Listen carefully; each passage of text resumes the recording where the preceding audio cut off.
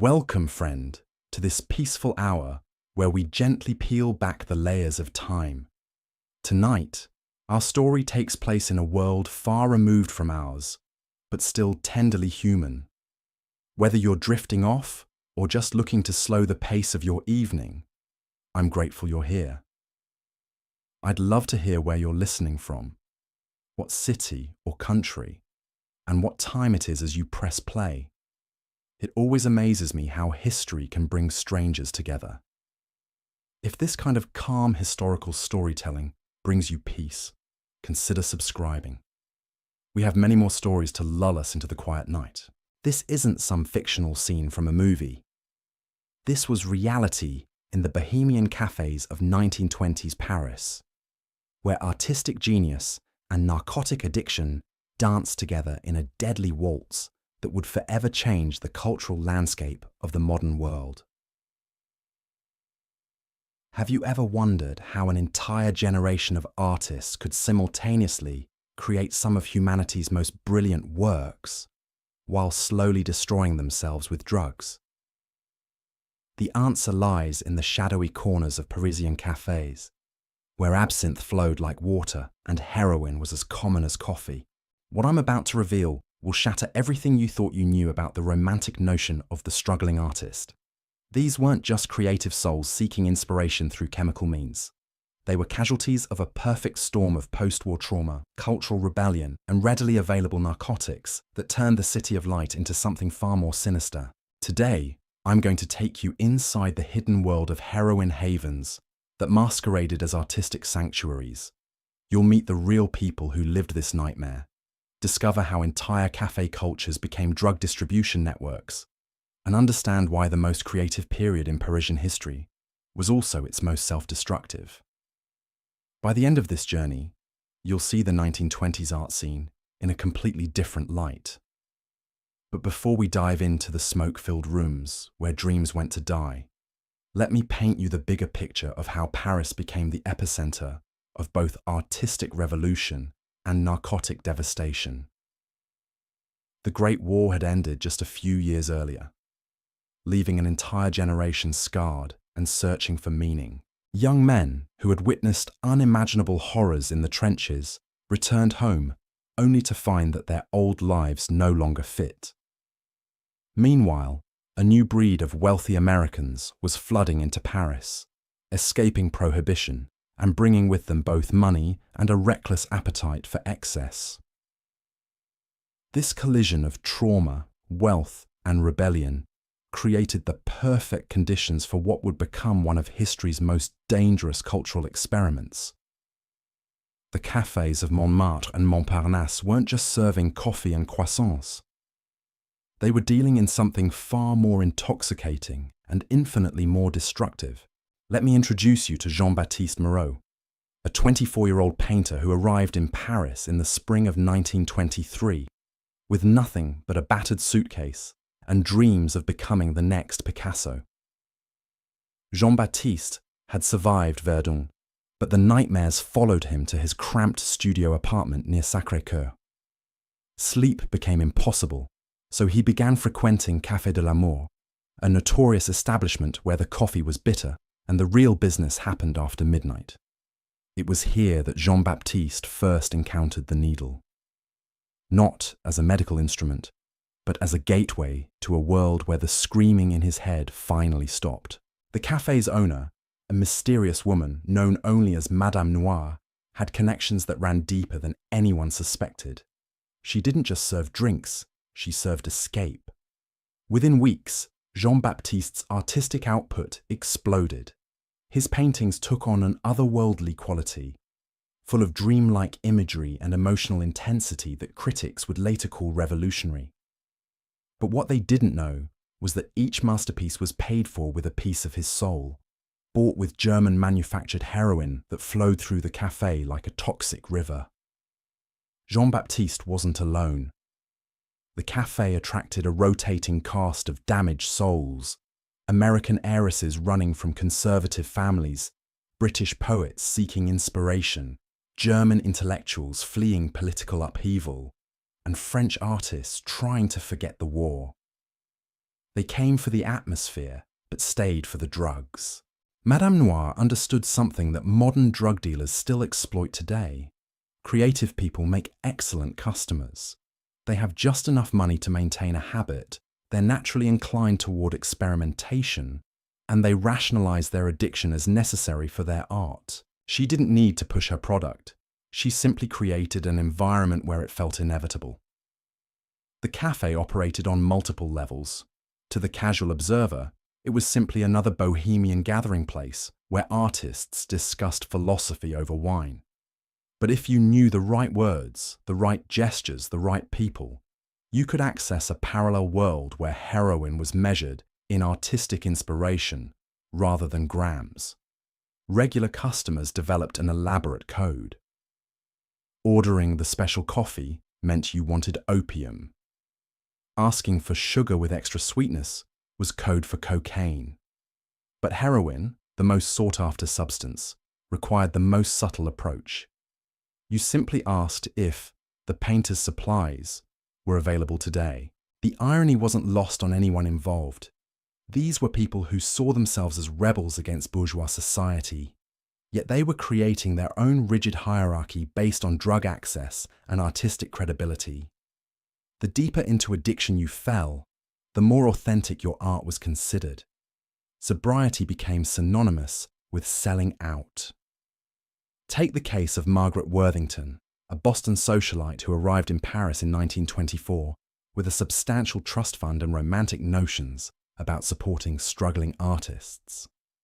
She rented a spacious apartment in the 6th arrondissement and began hosting salons, where she would showcase the work of promising young painters and writers. Margaret initially saw herself as a patron of the arts, a modern-day Medici, nurturing the next generation of creative genius. She attended gallery openings, purchased paintings from unknown artists, and prided herself on her sophisticated taste. But sophistication in 1920s Paris meant more than just appreciating cubism or understanding stream of consciousness literature. When Margaret first visited Café de l'Amour, she was introduced to a world where artistic appreciation took on physical dimensions. The paintings on the walls weren't just viewed, they were experienced through chemical enhancement that allegedly allowed deeper understanding of the artist's vision. The poetry readings weren't just listened to, they were felt through substances that supposedly opened the mind to new forms of consciousness. Margaret's transformation was gradual but devastating. She began by occasionally sampling opium during evening salons, telling herself it was research into the artistic process. Within months, she had graduated to heroin, convinced that only through personal experience with the drug could she truly understand the art it inspired. Her apartment became another node in the network of heroin distribution. Artists would arrive ostensibly to show their work, but actually to score drugs. Margaret would purchase their paintings not because she loved them, but because buying art was how transactions were disguised. A canvas that might be worth 50 francs would sell for 500, with the markup covering the cost of heroin. The genius of this system was its deniability. If questioned by authorities, everyone involved could claim they were simply participating in the legitimate art market. The drugs were incidental, they would argue, just part of the creative atmosphere that made such groundbreaking art possible. But the reality was far darker. Margaret's trust fund was being systematically drained to feed not just her own addiction, but the habits of an entire network of artists and dealers. Her health deteriorated rapidly, her judgment became compromised, and her apartment transformed from a salon into a shooting gallery disguised as a gallery space. The most tragic aspect was how the addiction affected the art itself. While initial drug use might have enhanced creativity for some artists, prolonged heroin addiction had the opposite effect. The very inspiration that drew artists to the drug eventually disappeared, leaving them creating art solely to fund their next fix. Jean-Baptiste's story illustrates this perfectly. His early heroin-influenced paintings were indeed revolutionary, full of emotional complexity and visual innovation that captured the attention of serious collectors. But as his addiction deepened, his work became increasingly formulaic. He found himself painting the same dreamlike imagery over and over, not because it expressed his artistic vision, but because those were the only paintings that sold to the drug-using collectors who frequented the cafes. The economic ecosystem was entirely circular and ultimately unsustainable. Artists used drugs to create art, sold art to buy drugs, and attracted buyers who were themselves using drugs to appreciate art. Money flowed in endless loops, but actual value was being destroyed at every step. The art became less innovative, the artists became less capable, and the buyers became less discerning. Meanwhile, Madame Noire and others like her were getting rich by facilitating this destruction.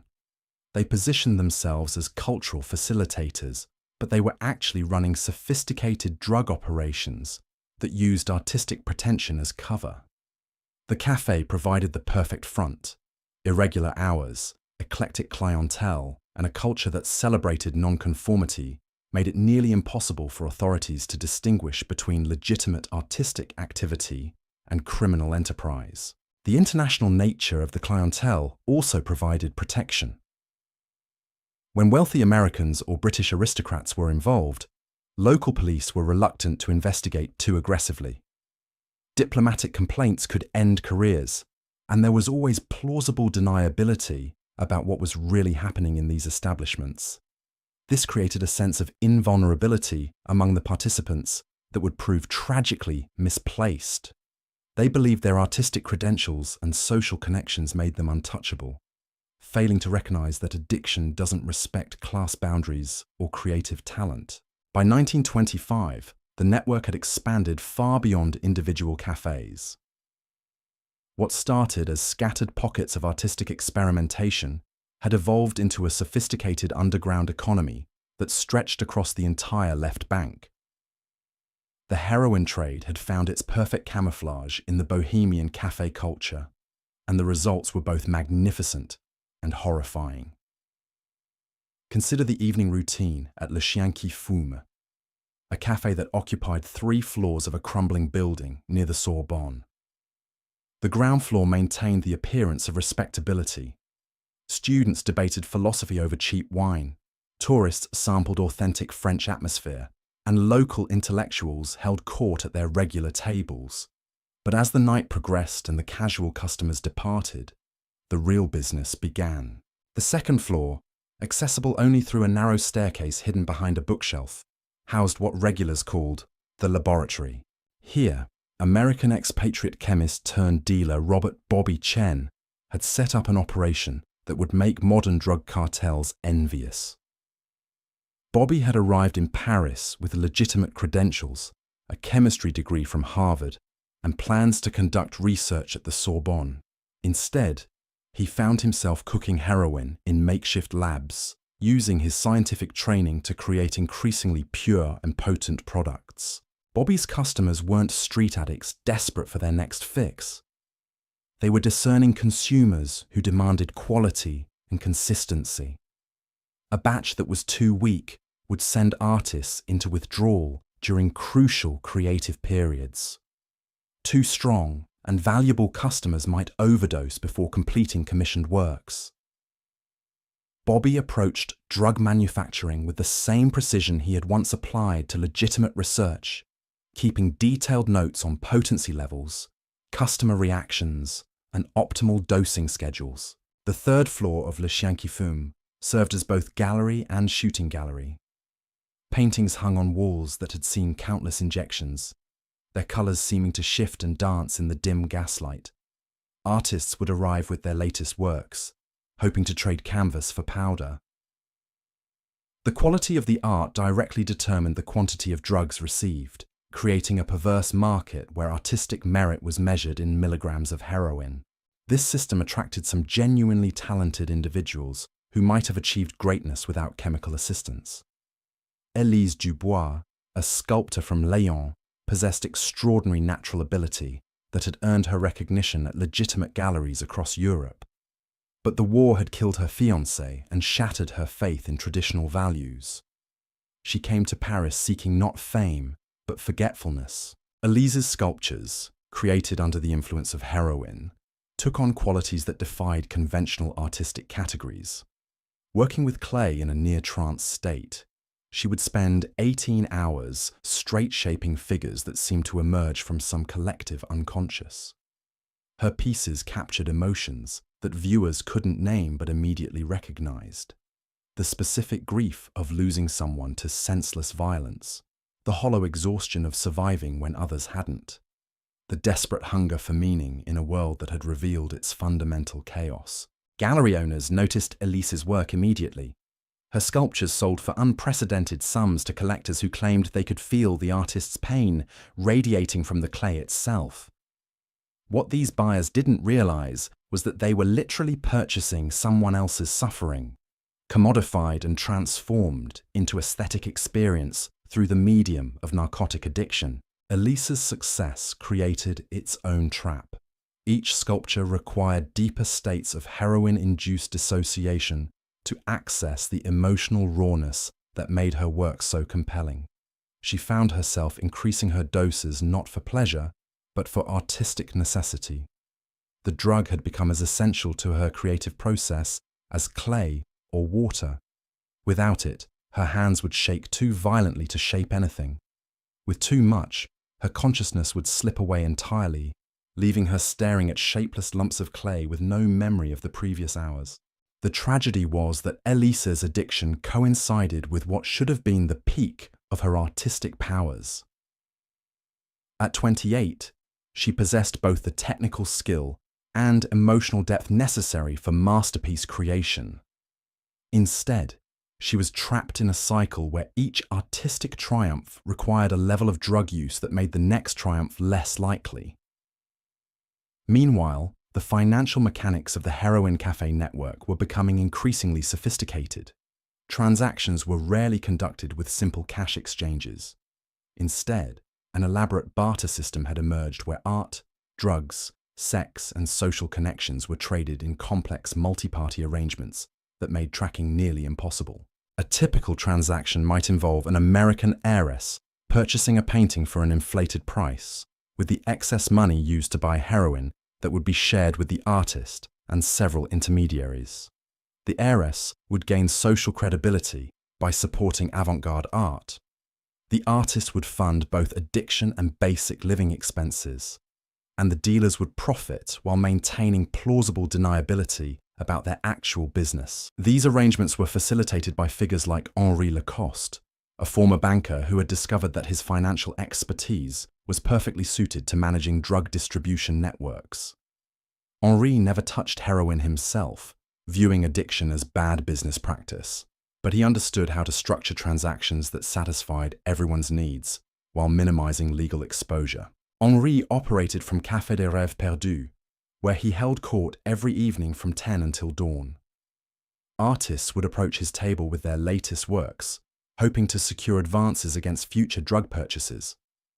Henri would evaluate not just the artistic merit of their pieces, but their potential for continued productivity. An artist showing signs of severe addiction might be cut off, not out of moral concern, but because investing in someone approaching complete physical collapse was financially unsound. This cold calculation extended to every aspect of Henri's operation. He maintained detailed records of customer reliability, tracking which artists could be trusted to deliver promised works and which were likely to disappear into heroin-induced oblivion. He monitored market trends in both legitimate art sales and street drug prices, adjusting his own pricing accordingly. Most importantly, he cultivated relationships with corrupt officials who could provide advance warning of police raids or regulatory changes. Henri's success attracted imitators throughout the Latin Quarter. By 1926, at least a dozen cafes were operating similar schemes, each with its own specialty and clientele. Café Noir focused on serving wealthy tourists seeking authentic Bohemian experiences. Le Corbeau Blanc catered to established artists who could afford higher quality drugs. Chez Morphe specialized in opium for customers who preferred that drug's more languid effects. Competition between these establishments sometimes turned violent. When Café des Artistes Maudits began offering higher purity heroin at lower prices, threatening Henri's market share, a mysterious fire destroyed their kitchen and forced them to close for months. When Le Petit Mort started recruiting Henri's best customers with promises of exotic new drug combinations, several of their regular patrons suffered near-fatal overdoses that scared away other potential clients. The violence was usually subtle, disguised as accidents or coincidences. But participants understood the message. The heroin cafe network had become too profitable and too well established to tolerate significant disruption. Anyone threatening the system would face consequences that extended far beyond simple business competition. This atmosphere of barely controlled chaos attracted a particular type of personality. People drawn to the heroin cafes weren't just seeking drugs or art. They were seeking danger itself. The possibility of overdose, arrest, financial ruin, or violent retaliation added an element of excitement that made the experience more compelling than simple drug use or artistic appreciation alone. American expatriate writer Jonathan Hayes embodied this attraction to risk. Hayes had inherited substantial wealth but found conventional life unbearably boring. He came to Paris not to write the great American novel, but to live dangerously enough that he would have something worth writing about. The heroin cafes provided exactly the kind of authentic peril he craved. Hayes began frequenting Café de la Dernière Chance, where he quickly established himself as someone willing to take risks that frightened even seasoned addicts. He would inject unknown substances, participate in dangerous drug combinations, and involve himself in increasingly volatile business arrangements between dealers and artists. His writing, produced in brief periods of clarity between binges, captured the authentic texture of addiction with a precision that made his work essential reading for anyone seeking to understand the period. But Hayes's appetite for danger eventually exceeded even his considerable resources. He became involved in a scheme to smuggle heroin from Germany using hollow picture frames, a plan that required him to transport drugs across international borders while maintaining his cover as a legitimate art collector. The profits would have been enormous, but the risks included not just imprisonment, but execution if caught by authorities who were becoming increasingly aggressive about international drug trafficking. Hayes' story illustrates how the heroin cafe culture had evolved beyond simple addiction or artistic experimentation. By the mid-1920s, it had become a complex ecosystem where people used drugs, art, and danger as interchangeable currencies in transactions that satisfied needs far more complicated than simple chemical dependency. The most sophisticated participants understood that they weren't just buying drugs or selling art. They were purchasing experiences that couldn't be obtained through conventional means. The thrill of transgression, the intimacy of shared secrets, the satisfaction of belonging to an exclusive community that operated by its own rules. The heroin was often less important than the ritual surrounding its use, the social connections it facilitated, and the identity it provided to people who felt disconnected from mainstream society. This psychological dimension made the cafe network far more addictive than the drugs themselves. People who successfully overcame their chemical dependencies often found themselves unable to stay away from the social environment where those dependencies had flourished. The cafes offered not just heroin, but a complete alternative reality where conventional morality, social expectations, and economic relationships were suspended in favor of more immediate and intense forms of human connection. The tragedy was that this alternative reality was ultimately unsustainable. The financial arrangements were too complex, the legal risks too high, and the physical toll too severe for the system to continue indefinitely. By 1927, cracks were beginning to show throughout the network as overdoses increased, money ran out, and authorities began to take notice of what was happening in the supposedly innocent artistic cafes of the left bank. The first major crack appeared in the form of Detective Inspector Claude Bertrand, a methodical man who had spent 20 years building cases against Paris's most elusive criminals. Bertrand wasn't particularly interested in artistic movements or Bohemian culture, but he was very interested in the sudden spike in overdose deaths among wealthy foreigners. When the American embassy began pressuring French authorities to investigate the deaths of 3 expatriate heiresses within a single month, Bertrand found himself assigned to a case that would consume the next 2 years of his life. Bertrand's initial investigation revealed what appeared to be a series of tragic coincidences. Young, wealthy individuals with artistic interests were dying from what seemed to be accidental drug overdoses. The deaths occurred in different locations, involved different substances, and appeared to have no connection beyond the victims' shared interest in avant-garde culture. But Bertrand had learned to distrust coincidences, especially when they involved large sums of money and international borders. His breakthrough came through the most unlikely source: a 70-year-old concierge named Madame Petit, who worked at a residential hotel near the Panthéon.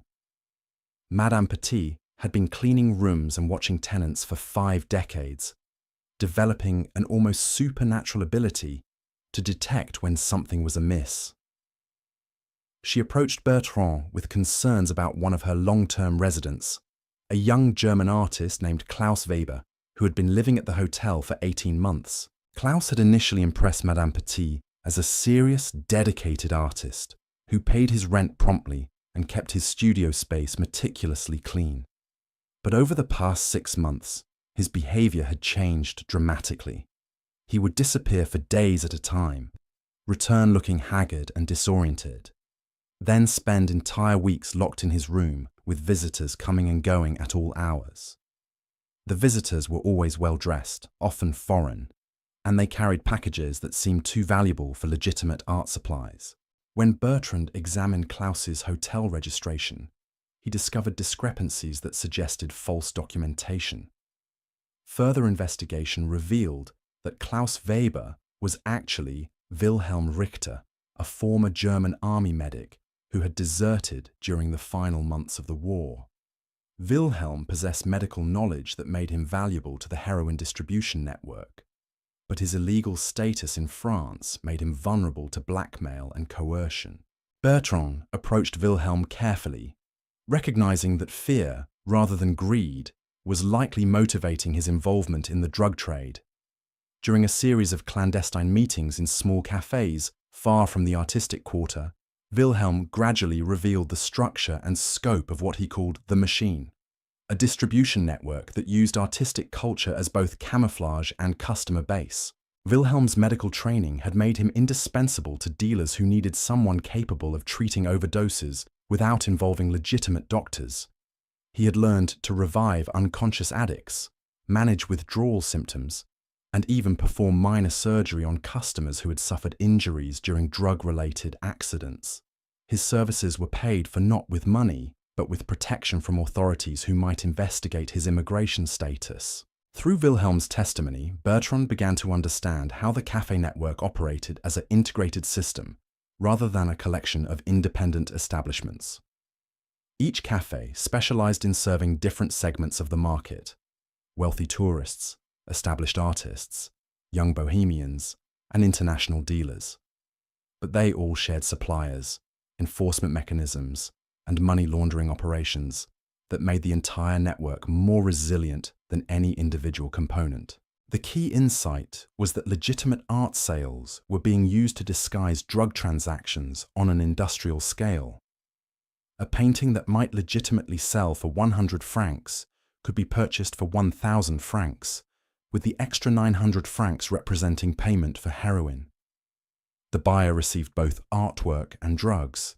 The seller received both money and social credibility as a successful artist, and the dealer received a commission that was nearly impossible for authorities to trace. This system had created artificial inflation in the Parisian art market that was distorting cultural values throughout the city. Young artists found themselves unable to sell work through legitimate channels because collectors were primarily interested in drug-facilitated transactions. Established artists watched their market values fluctuate based not on artistic merit, but on their willingness to participate in narcotic distribution. Gallery owners faced pressure to either join the network or lose access to the most financially attractive customers. Bertrand's investigation revealed that the corruption extended far beyond artistic circles. Bank officials were facilitating international money transfers that funded drug purchases. Shipping companies were transporting heroin concealed in legitimate art shipments. Even some embassy staff were involved, using diplomatic immunity to move drugs and money across borders without customs inspection. The scope of the conspiracy was so vast that Bertrand initially doubted his own findings. How could such an extensive criminal operation exist in plain sight without attracting official attention? The answer lay in the social status of the participants and the cultural prestige associated with supporting avant-garde art. Police were reluctant to investigate activities that involved prominent citizens engaged in what appeared to be sophisticated cultural patronage. Meanwhile, the human cost of the network was becoming impossible to ignore. The overdose death that finally triggered serious official action involved Constance Fairfax, daughter of a British Member of Parliament and heir to a shipping fortune. Constance had arrived in Paris 6 months earlier with plans to study at the Sorbonne and support promising young artists. Her body was discovered in a studio apartment in Montparnasse, surrounded by paintings she had purchased for prices that investigation revealed were 10 times their legitimate market value. Constance's death was particularly tragic because she had been attempting to leave the heroin cafe scene when she overdosed. Letters found in her apartment revealed her growing awareness that she was being manipulated by dealers who viewed her wealth as a resource to be systematically extracted. She had begun refusing to purchase overpriced artwork and had cut off financial support to several artists whose primary talents seemed to be consuming expensive drugs. Her final letter, addressed to her father but never sent, described her realization that the Bohemian culture she had admired from afar was actually a sophisticated trap designed to separate wealthy young people from their money. She wrote about artists who created mediocre work but commanded high prices because they could provide access to heroin, dealers who posed as cultural sophisticates while running criminal enterprises, and cafe owners who facilitated the destruction of everyone who entered their establishments. But Constance's attempt to extract herself from the network had made her dangerous to people whose livelihoods depended on maintaining the system's secrecy. Her overdose occurred just days before she was scheduled to return to London, where she planned to warn other wealthy families about the dangers their children faced in Parisian artistic circles. The timing suggested that her death might not have been accidental, though proving deliberate murder would require evidence that Bertrand was struggling to obtain. The investigation of Constance's death revealed the network's most sinister aspect: systematic targeting of vulnerable wealthy individuals who could be manipulated into funding the entire operation.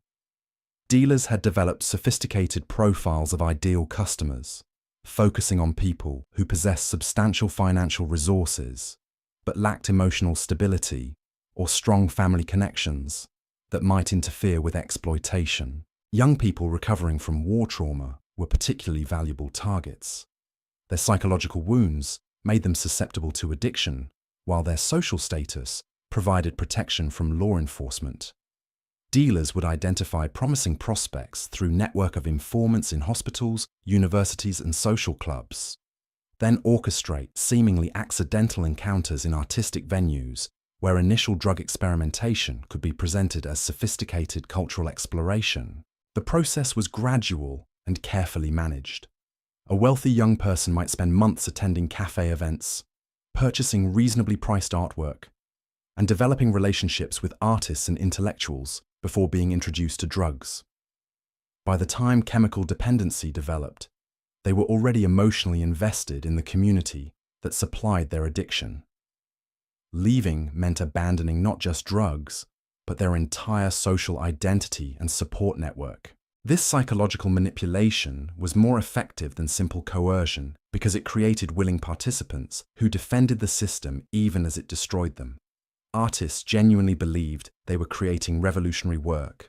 Buyers convinced themselves they were supporting important cultural movements, and dealers maintained that they were facilitating artistic innovation rather than running criminal enterprises.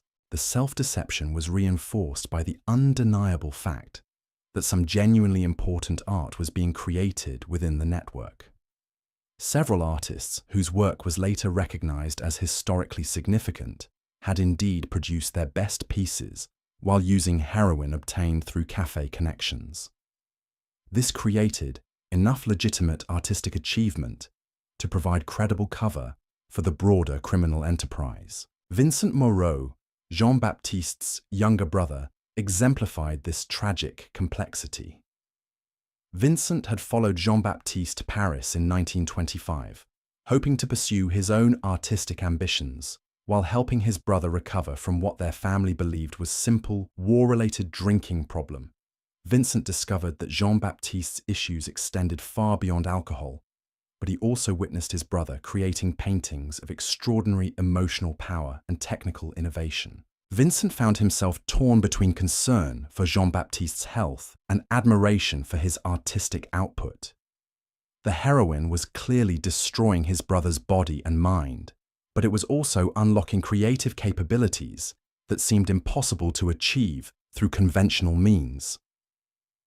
Jean-Baptiste's heroin-influenced paintings were selling to serious collectors and receiving attention from legitimate critics who had no knowledge of the drugs involved in their creation. This dilemma drove Vincent to begin his own experimentation with heroin, initially as research into his brother's creative process, but eventually as an end in itself.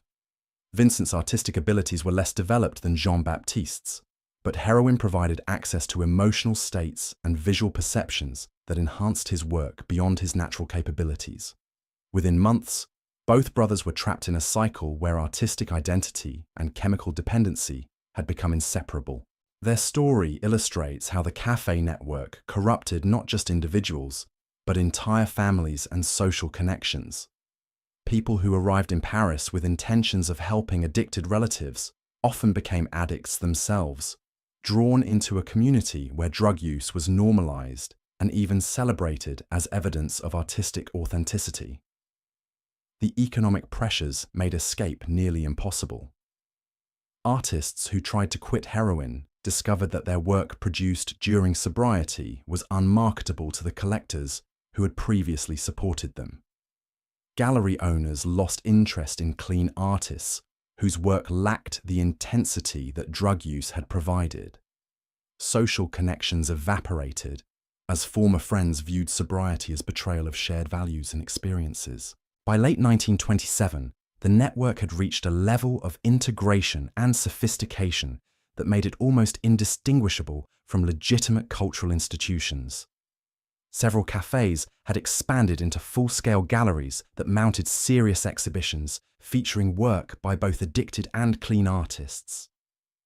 Art critics, who were unaware of the drug connections, wrote favorable reviews that enhanced the reputation of network-affiliated artists in mainstream cultural circles. The most successful participants had learned to navigate between legitimate and criminal aspects of the art world, using their network connections to advance conventional careers while maintaining access to drugs and the social community that provided them.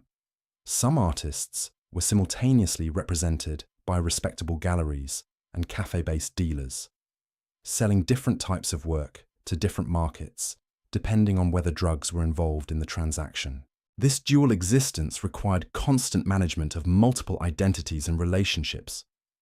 An artist might spend morning hours creating conventional work for legitimate galleries, afternoon hours producing drug-influenced pieces for cafe buyers, and evening hours socializing with other addicts while maintaining the pretense that their gatherings were purely intellectual or artistic in nature. The psychological strain of maintaining these multiple identities often accelerated the descent into deeper addiction. People who might have maintained moderate drug use for years found themselves increasing consumption to manage the anxiety and exhaustion that came from constantly switching between different versions of themselves. Meanwhile, the financial mechanics of the network were becoming so complex that even sophisticated participants lost track of their actual economic situation. Artists might believe they were financially successful based on high prices for their work, without realizing that most of their income was immediately recycled back to drug dealers. Buyers might spend enormous sums thinking they were building valuable art collections, without understanding that the inflated prices made their purchases worthless in legitimate markets. The cafe owners and dealers who controlled the system were the only participants with clear understanding of the actual money flows. They had structured transactions to maximize their own profits while creating illusions of prosperity for everyone else involved. Artists received enough money to maintain their addictions and basic living expenses, but not enough to achieve actual financial independence that might allow them to leave the network. Buyers received enough social status and access to exclusive experiences to justify their expenditures, but not enough genuine artistic value to make their purchases worthwhile investments. The system was designed to keep everyone dependent on continued participation, with no clear exit strategy for anyone except the dealers themselves. This economic trap was reinforced by social and psychological dependencies that made leaving the network feel impossible, even for people who recognized its destructive nature. The cafe community provided not just drugs and art, but friendship, intellectual stimulation, sexual opportunities, and social identity that participants couldn't easily replace through conventional means. For many people involved, the network had become their entire world. Their friends were other participants, their romantic relationships were formed within the community, their living situations were arranged through network connections, and their daily routines revolved around cafe schedules and drug availability. Leaving meant abandoning not just addiction, but every meaningful relationship and social connection they had developed in Paris.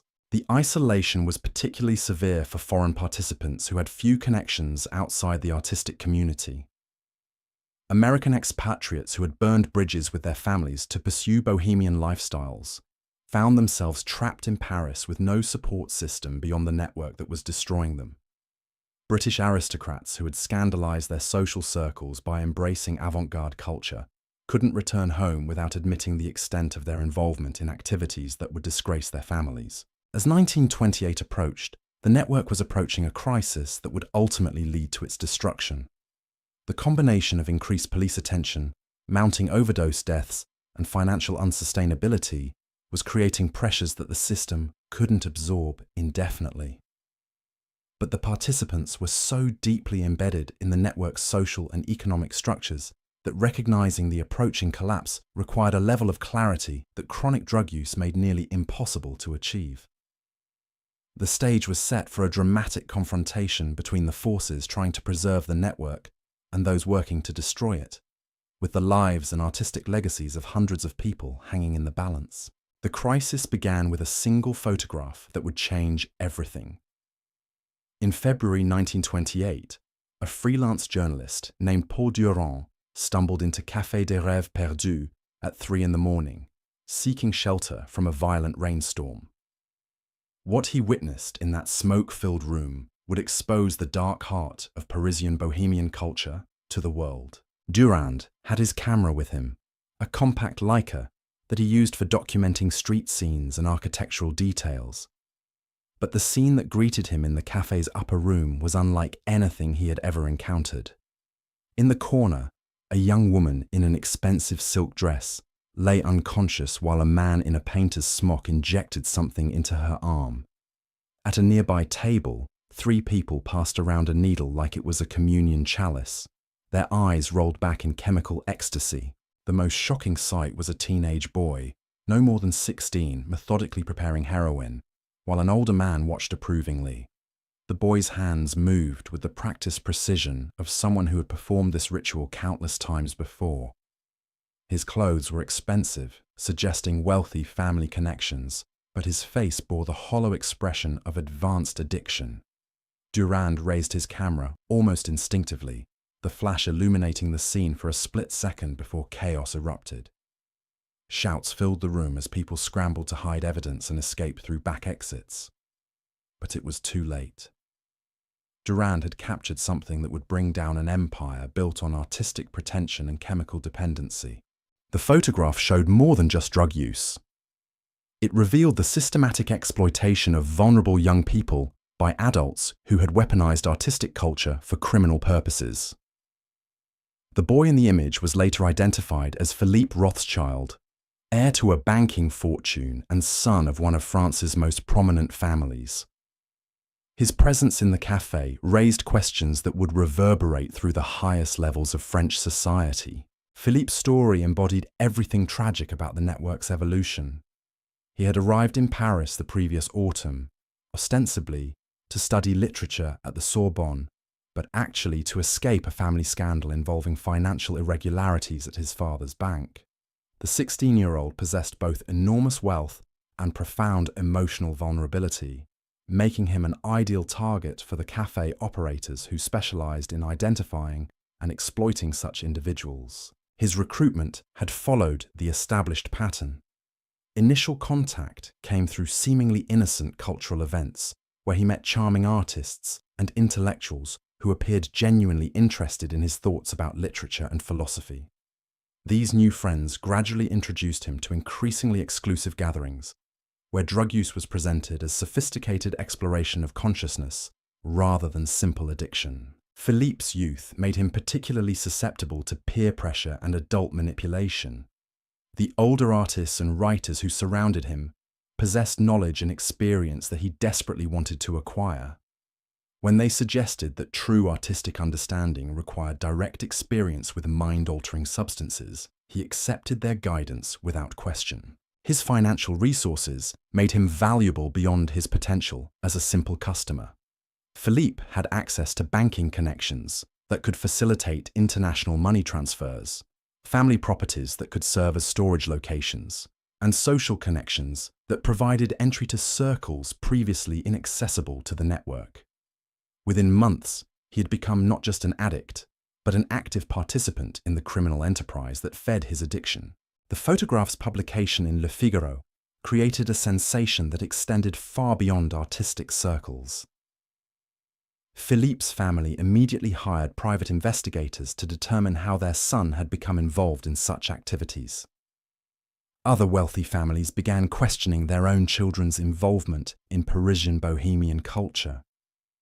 Embassy officials demanded explanations for the apparent targeting of their citizens by French criminals. Most damaging was the revelation that the network had been systematically exploiting minors. Philippe was not the only underage participant. Investigation revealed at least a dozen other teenagers from prominent families who had been drawn into cafe-based drug operations. The exploitation of children transformed what had been viewed as adult vice into something far more serious in the eyes of both law enforcement and public opinion. Detective Inspector Bertrand found himself at the center of an international incident as foreign governments demanded action against what they characterized as organized predation on their citizens' children. The pressure forced French authorities to abandon their previous reluctance to investigate activities involving prominent cultural figures. Resources that had been denied to Bertrand's investigation were suddenly made available, along with diplomatic support for actions that might offend influential people. The investigation's scope expanded dramatically as Bertrand gained access to banking records, shipping manifests, and diplomatic correspondence that revealed the true extent of the network's operations. What had appeared to be a collection of bohemian cafes was actually a sophisticated international criminal organization that used artistic culture as camouflage for drug trafficking, money laundering, and systematic fraud. The financial analysis was particularly revealing. Over the previous 3 years, approximately 2 million francs had flowed through network-affiliated accounts, representing far more money than could be explained by legitimate art sales. Much of this money had come from wealthy young people like Philippe, whose trust funds and family allowances had been systematically drained to support operations that extended far beyond Paris. Shipping records revealed regular deliveries of art supplies from Germany, Austria, and Switzerland that actually contained pharmaceutical-grade heroin and cocaine. These shipments were coordinated with the arrival of wealthy tourists and expatriates whose spending patterns had been carefully monitored by network operatives embedded in hotels, banks, and social clubs throughout the city. The most shocking discovery was the extent to which legitimate cultural institutions had been compromised by network activities. Several respected galleries were discovered to have been facilitating drug transactions through art sales. Museum curators had been accepting bribes to provide authentication for works whose values were artificially inflated to disguise drug payments. Even some art critics had been paid to write favorable reviews of network-affiliated artists, creating false reputations that supported the entire criminal enterprise. The corruption extended to law enforcement itself. Bertrand's investigation revealed that several police officials had been receiving payments to ignore network activities or provide advance warning of planned raids. This explained how the cafes had operated openly for years without significant interference from authorities who were supposedly monitoring criminal activity in their jurisdictions. The revelation of police corruption created a crisis within the prefecture that threatened to destabilize law enforcement throughout Paris. Officials who had been compromised faced not only criminal charges, but complete destruction of their careers and reputations. Some chose suicide rather than face the consequences of their involvement in activities that had facilitated the exploitation of children and the corruption of cultural institutions. Meanwhile, network participants were beginning to realize that their world was collapsing around them.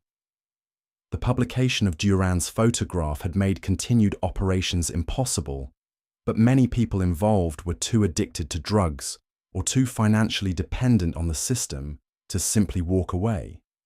Desperate attempts to maintain operations only accelerated the network's destruction, as increased activity attracted even more official attention. Henri Lacoste, the former banker who had managed financial operations from Café des Rêves Perdus, recognized the situation's hopelessness earlier than most participants. In March 1928, he liquidated his assets and disappeared from Paris, leaving behind only a cryptic note suggesting that he had returned to legitimate banking in a location where artistic appreciation does not require pharmaceutical enhancement. Henri's departure triggered panic among other network operators, who realized that someone with detailed knowledge of their financial arrangements was now beyond their control. Several other key figures attempted similar escapes, but most lacked Henri's financial sophistication and international connections. Their flight attempts only provided authorities with additional evidence of criminal activity, while leaving behind operations that quickly devolved into chaos. Without experienced management, the remaining cafes began operating with increasing desperation and decreasing concern for the safety of their customers. Drug quality became inconsistent as suppliers lost confidence in the network's ability to pay its debts. Violence erupted as different factions fought for control of the most profitable operations. Most dangerously, the systematic exploitation of wealthy young people became more aggressive and less subtle as operators tried to extract maximum value from relationships before the entire system collapsed. This final phase produced some of the network's most tragic casualties. Marie-Claire Dubois, Elise's younger sister, had come to Paris seeking to help her sibling overcome what their family believed was artistic temperament rather than drug addiction. Marie-Claire possessed neither artistic talent nor significant wealth, but she was young, attractive, and desperate to save her sister. Network operators quickly identified her as someone who could be manipulated through emotional rather than financial incentives. Marie-Claire's exploitation followed a pattern that investigators would later discover had been used against dozens of other family members and friends of network participants. She was gradually drawn into café society through her legitimate concern for Elise, then convinced that understanding addiction required personal experience with drugs. Her initial resistance was overcome through carefully orchestrated peer pressure and emotional manipulation that presented drug use as evidence of love and loyalty to her sister. Within weeks, Marie-Claire had become addicted to heroin while believing she was conducting research that would help her save Elise. The two sisters spent their final months together in a shared delusion that their drug use was somehow therapeutic, each believing she was helping the other while both spiraled toward destruction. Their deaths, which occurred within days of each other in April 1928, epitomized the network's ability to corrupt even the most well-intentioned relationships. The Dubois sisters' deaths marked a turning point in public perception of the network. Previous casualties could be dismissed as the unfortunate consequences of adult choices, but Marie Claire's story revealed how the system actively recruited and destroyed people whose only crime was loving someone already trapped within its operations. The systematic targeting of family members and friends transformed drug trafficking into something resembling a contagious disease that spread through social connections rather than simple criminal association. Detective Inspector Bertrand used the public outrage generated by cases like the Dubois sisters to justify increasingly aggressive investigative tactics.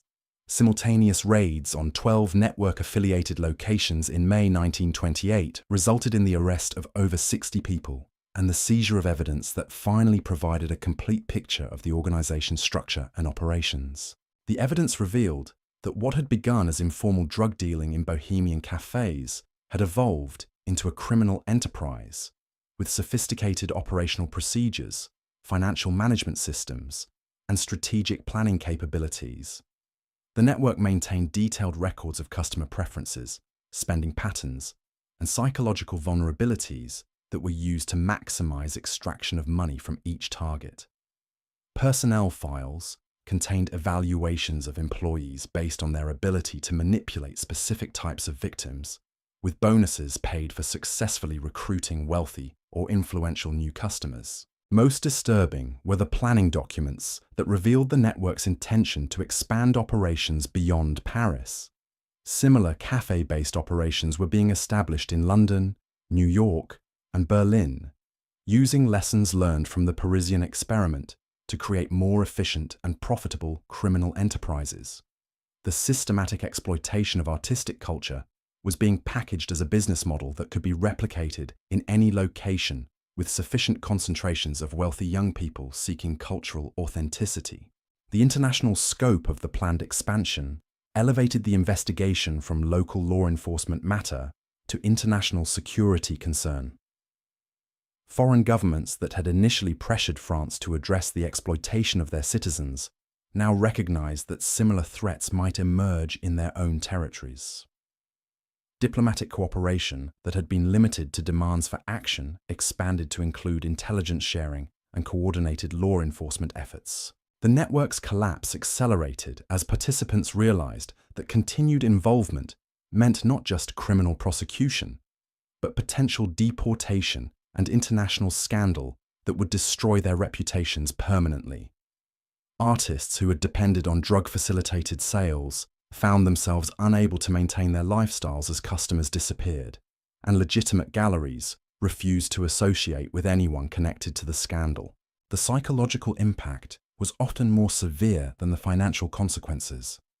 People who had structured their entire identities around membership in an exclusive artistic community discovered that this community had been deliberately created to exploit them.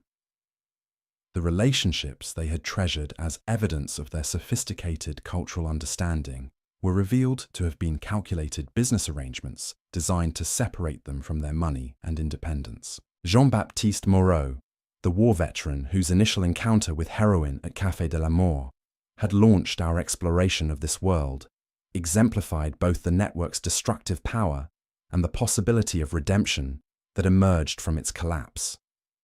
Jean-Baptiste had been among the first people arrested in the May raids, but his cooperation with authorities earned him lenient treatment that allowed him to attempt recovery rather than face extended imprisonment. His testimony provided crucial insights into how the network had evolved from informal drug dealing to systematic criminal enterprise.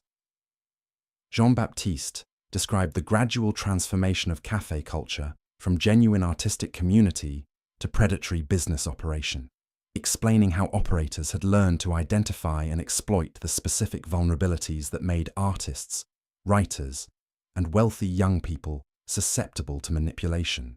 Most importantly, Jean-Baptiste's recovery demonstrated that escape from the network was possible, though it required abandoning not just drugs, but the entire social and cultural identity that had become associated with artistic authenticity in 1920s Paris. His paintings created during recovery lacked the otherworldly intensity of his heroin-influenced work, but they possessed emotional honesty and technical competence that proved genuine artistic ability could exist independently of chemical enhancement. Jean-Baptiste's example inspired other network survivors to attempt their own recoveries, creating a small but significant community of people working to rebuild their lives after escaping the cafe-based criminal enterprise. Their efforts were supported by legitimate cultural institutions that recognized the need to provide alternatives to the toxic artistic culture that had made so many people vulnerable to exploitation.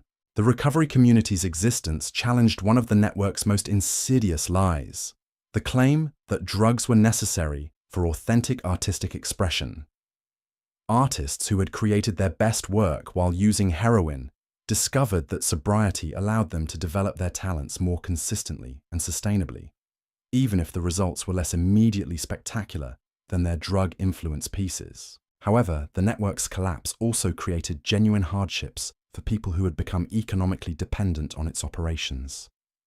Artists whose work had been artificially supported by drug-related transactions found themselves unable to earn legitimate livings through conventional gallery sales. The inflated prices that had seemed like evidence of success were revealed to have been unsustainable distortions that left participants unprepared for normal economic realities. Some former network participants never recovered from the financial and social devastation caused by the organization's collapse. Without the artificial support system that had maintained their lifestyles, they faced poverty, social isolation, and health problems that made rebuilding their lives extremely difficult. The network's destruction was necessary to prevent continued exploitation, but it also eliminated the only source of income and community that many people possessed. The human cost of both the network's operation and its collapse raised difficult questions about how society should address the complex relationships between artistic culture, mental health, economic vulnerability, and criminal exploitation. The cafe-based system had succeeded because it provided genuine benefits, social connection, cultural identity, and economic opportunity, alongside its destructive elements. Simply eliminating the criminal aspects left many people without the support systems they needed to function in conventional society. These questions became more urgent as investigators discovered that network operations had extended far beyond drug trafficking and financial fraud. The systematic collection of information about wealthy families, government officials, and cultural institutions had created intelligence assets that could be used for blackmail, political manipulation, and industrial espionage. The network's collapse had prevented these capabilities from being fully developed, but their existence suggested that cafe-based criminal organizations could pose threats to national security, as well as individual welfare. The investigation's revelations transformed how authorities throughout Europe approached the intersection of cultural activities and criminal behavior. Police departments established specialized units trained to recognize how legitimate artistic and intellectual communities could be infiltrated and exploited by criminal organizations. Educational institutions developed programs designed to help young people recognize and resist manipulation techniques that targeted their desires for cultural sophistication and social acceptance. Most significantly, the scandal forced a broader examination of how economic inequality and social displacement had created conditions that made large numbers of people vulnerable to exploitation. The network had succeeded not just because its operators were skillful manipulators, but because post-war society had failed to provide adequate support for people struggling with trauma, financial insecurity, and social alienation.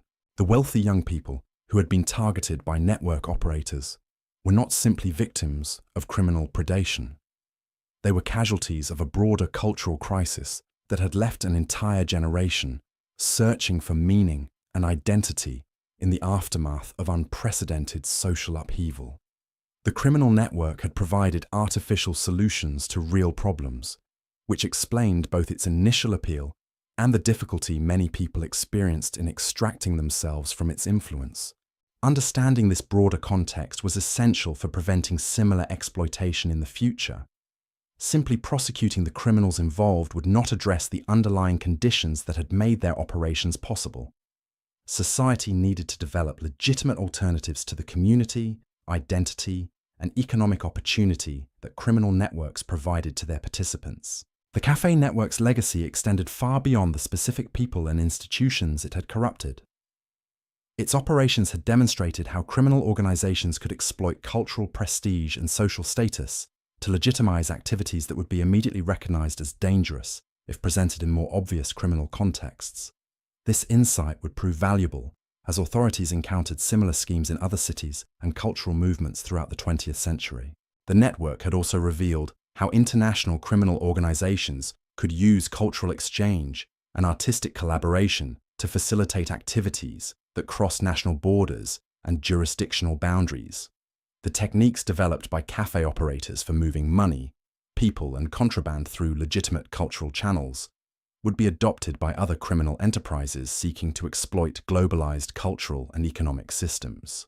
Perhaps most importantly, the scandal had exposed the vulnerability of cultural institutions to criminal infiltration and the difficulty of distinguishing between legitimate artistic innovation and criminal manipulation when both operated within the same social and economic environments. This recognition would influence how cultural institutions, law enforcement agencies, and educational organizations approach the complex relationships between creativity, commerce, and crime throughout the modern era. As 1928 drew to a close, the immediate crisis created by the network's operations was largely resolved. The major operators had been arrested, prosecuted, or fled to other countries. The cafes that had served as operational centers had been closed or transformed into conventional establishments. The artificial art market that had sustained the entire enterprise had collapsed, forcing participants to seek legitimate alternatives or abandon their cultural aspirations entirely. But the deeper questions raised by the network's existence remained unanswered.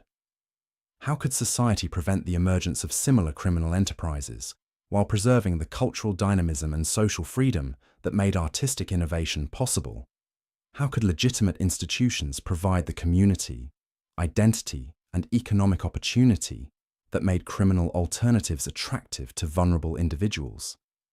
And how could law enforcement agencies develop the expertise necessary to recognize and address sophisticated criminal operations that used cultural prestige rather than traditional violence or intimidation to control their victims and territories? These questions would continue to challenge policymakers, cultural leaders, and law enforcement professionals as they worked to understand and address the complex legacy of the heroin havens that had masqueraded as Parisian cafes during the 1920s.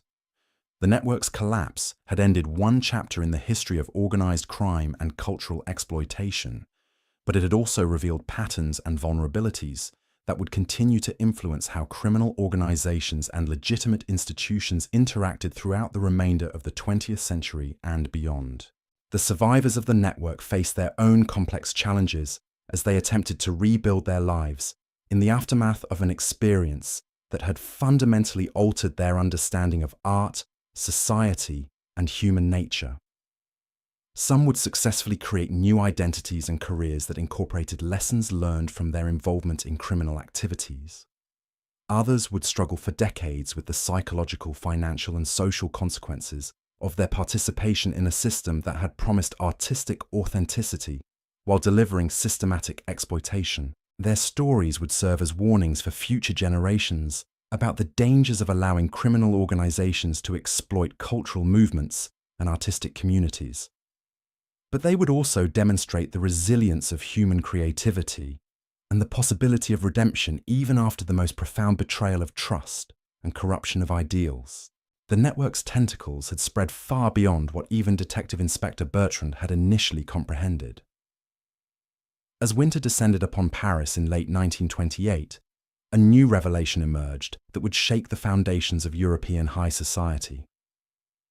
The cafe operators hadn't simply been targeting random wealthy individuals. They had been systematically infiltrating the most powerful families across the continent through a web of connections that stretched from banking houses to royal courts. The discovery came through an unlikely source: a leather-bound journal discovered in the ruins of Café Morpheus after a suspicious fire had gutted the establishment in November. The journal, written in a coded script that took cryptographers 3 weeks to decipher, contained detailed profiles of over 200 individuals from Europe's most prominent families. Each entry included not just financial information, but intimate psychological assessments that revealed how cafe operators had studied their targets with scientific precision.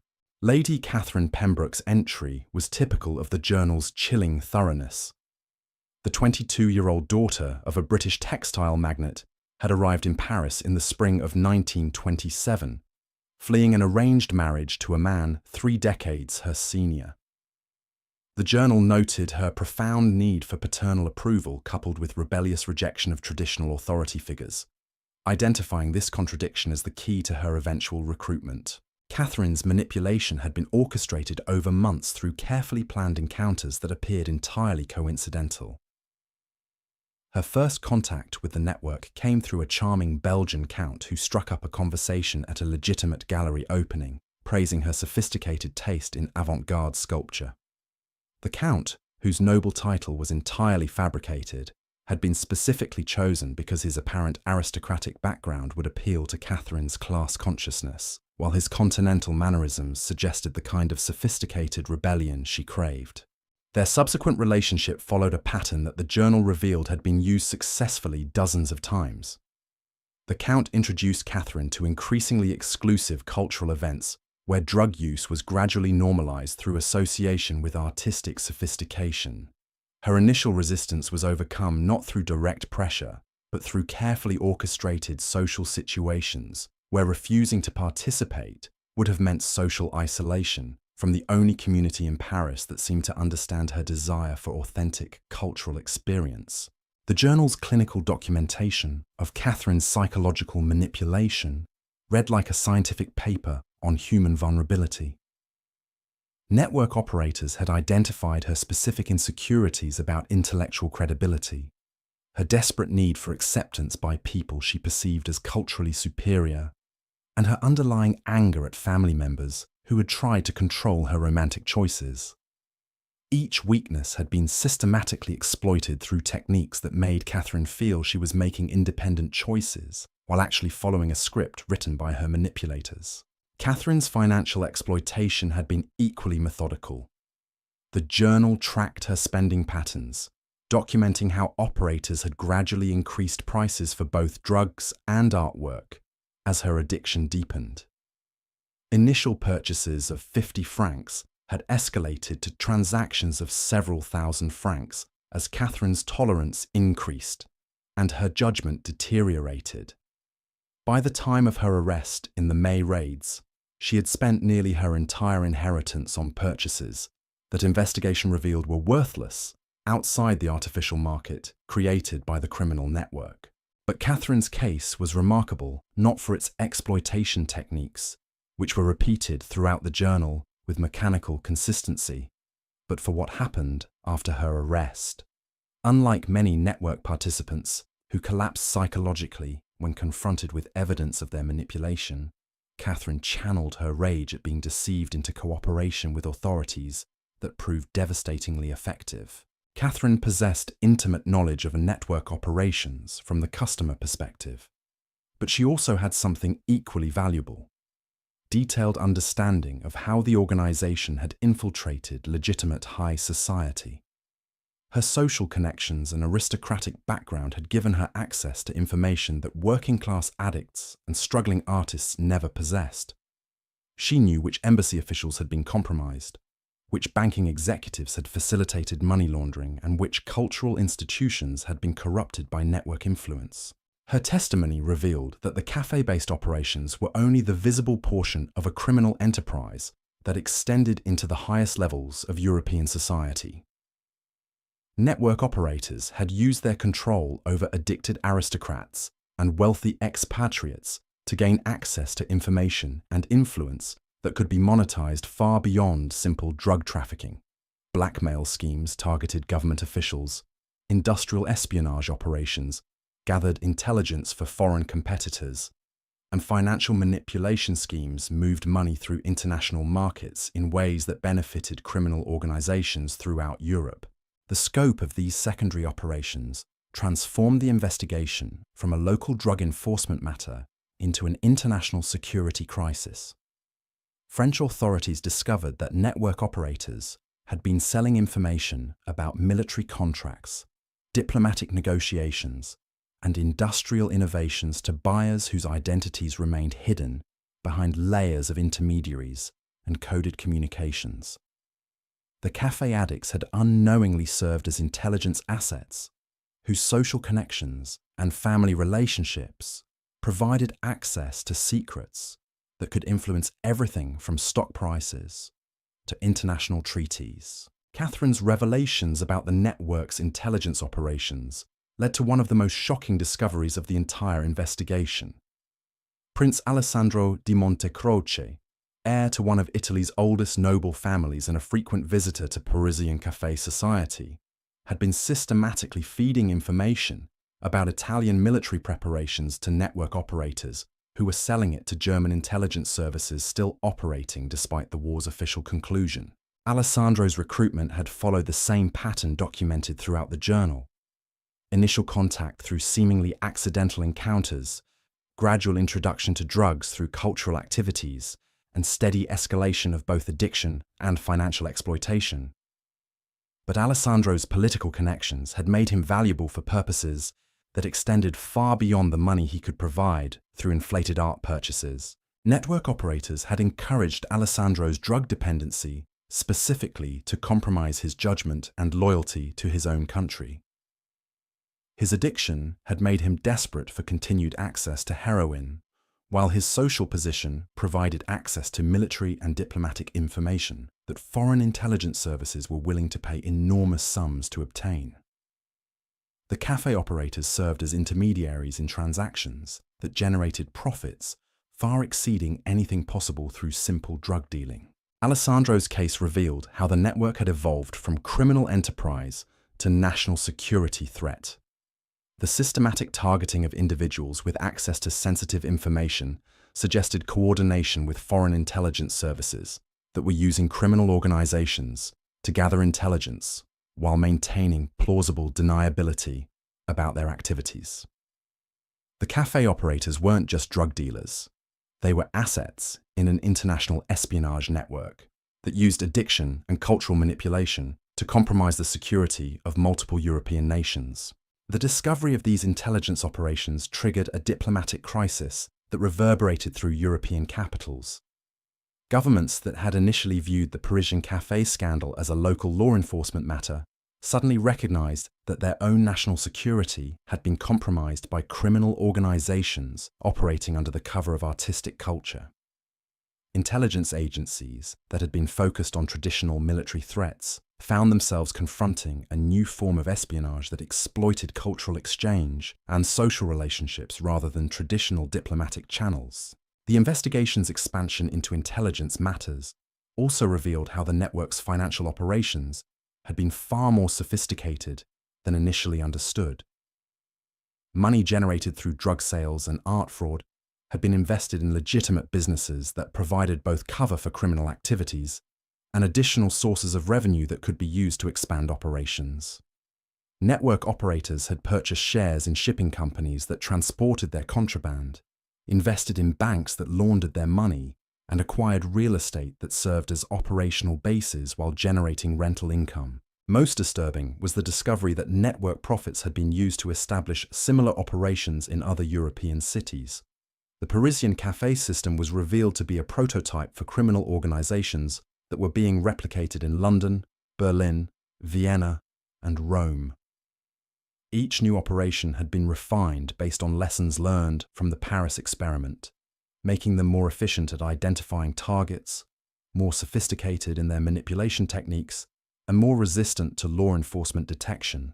The international expansion of café-based criminal operations created enforcement challenges that existing law enforcement agencies were poorly equipped to address. Police departments that were organized to handle local crime found themselves confronting criminal networks that operated across national boundaries and used legitimate cultural institutions as cover for illegal activities. Traditional investigative techniques that relied on informants and surveillance were inadequate for addressing organizations that use psychological manipulation and social relationships rather than violence and intimidation to control their territories and victims. The complexity of these challenges was illustrated by the case of Dr. Hermann Weiss, a respected psychiatrist from Vienna who had been drawn into the network through his legitimate research into the therapeutic potential of various drugs. Weiss had initially visited Parisian cafes to observe how artists used substances to enhance creativity, hoping to develop treatments for patients suffering from depression and anxiety disorders that traditional medicine seemed unable to address effectively. Weiss's scientific training and medical credentials had made him an ideal target for network operators who recognized the value of having a legitimate medical professional associated with their activities. His presence in cafe society provided credibility that helped attract other potential customers, while his psychiatric expertise could be used to develop more effective manipulation techniques for targeting vulnerable individuals. The network had gradually compromised Weiss through techniques that exploited his genuine desire to help patients and advance medical knowledge. He was encouraged to experiment with increasingly powerful drugs, initially for research purposes, but eventually to satisfy his own growing addiction. His medical practice in Vienna became a source of pharmaceutical supplies that were diverted to network operations, while his patient relationships provided access to wealthy individuals who could be targeted for recruitment. Weiss's involvement illustrated how the network had learned to exploit professional ethics and altruistic motivations as effectively as personal vulnerabilities and financial greed. His belief that he was conducting important medical research had been manipulated to make him complicit in criminal activities that contradicted everything he claimed to believe about helping people and advancing human knowledge. The psychological manipulation had been so sophisticated that Weiss continued to believe he was serving legitimate medical purposes even after his arrest and confrontation with evidence of his role in systematic criminal exploitation. The Weiss case also revealed how the network had been developing techniques for large-scale psychological manipulation that could be applied to populations rather than just individuals. His psychiatric expertise had been used to create recruitment protocols that could identify vulnerable people through observable behavioral patterns, manipulation scripts that could be used by relatively untrained operatives to achieve consistent results, and control mechanisms that could maintain loyalty and compliance even when participants began to recognize the criminal nature of their activities. These population-level manipulation techniques represented an evolution in criminal methodology that law enforcement agencies were completely unprepared to address. Traditional crime fighting focused on punishing individual criminals after they had committed specific illegal acts. But the network had developed capabilities for systematically creating criminals by manipulating people into committing acts they wouldn't normally consider while believing they were pursuing legitimate goals. The implications extended far beyond law enforcement into fundamental questions about free will, moral responsibility, and social control. If criminal organizations could use psychological manipulation to make ordinary people complicit in activities they would normally reject, how could society distinguish between victims and perpetrators? How could legal systems designed to punish individual choices address crimes that resulted from systematic manipulation of human psychology? These philosophical questions became practically urgent, as the investigation revealed the extent to which network operations had relied on unwitting collaboration by people who believed they were engaged in legitimate activities. Gallery owners who had facilitated money laundering thought they were simply selling art to enthusiastic collectors. Bank officials who had processed suspicious transactions believed they were serving valued customers with eccentric financial habits. Even some police officials who had ignored network activities had been convinced they were protecting artistic freedom rather than enabling criminal enterprises.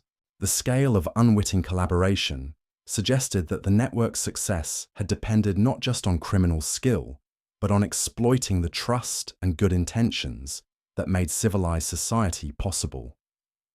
By disguising criminal activities as cultural and artistic pursuits, network operators had been able to recruit accomplices from among the most respected and of society. The revelation well-intentioned members that their trust had been systematically exploited created a crisis of confidence that extended far beyond the immediate participants in network activities. This crisis was exemplified by the case of Father Michel Dubois, a Catholic priest whose genuine desire to help troubled young people had been exploited to provide network operators with access to vulnerable individuals from respectable families.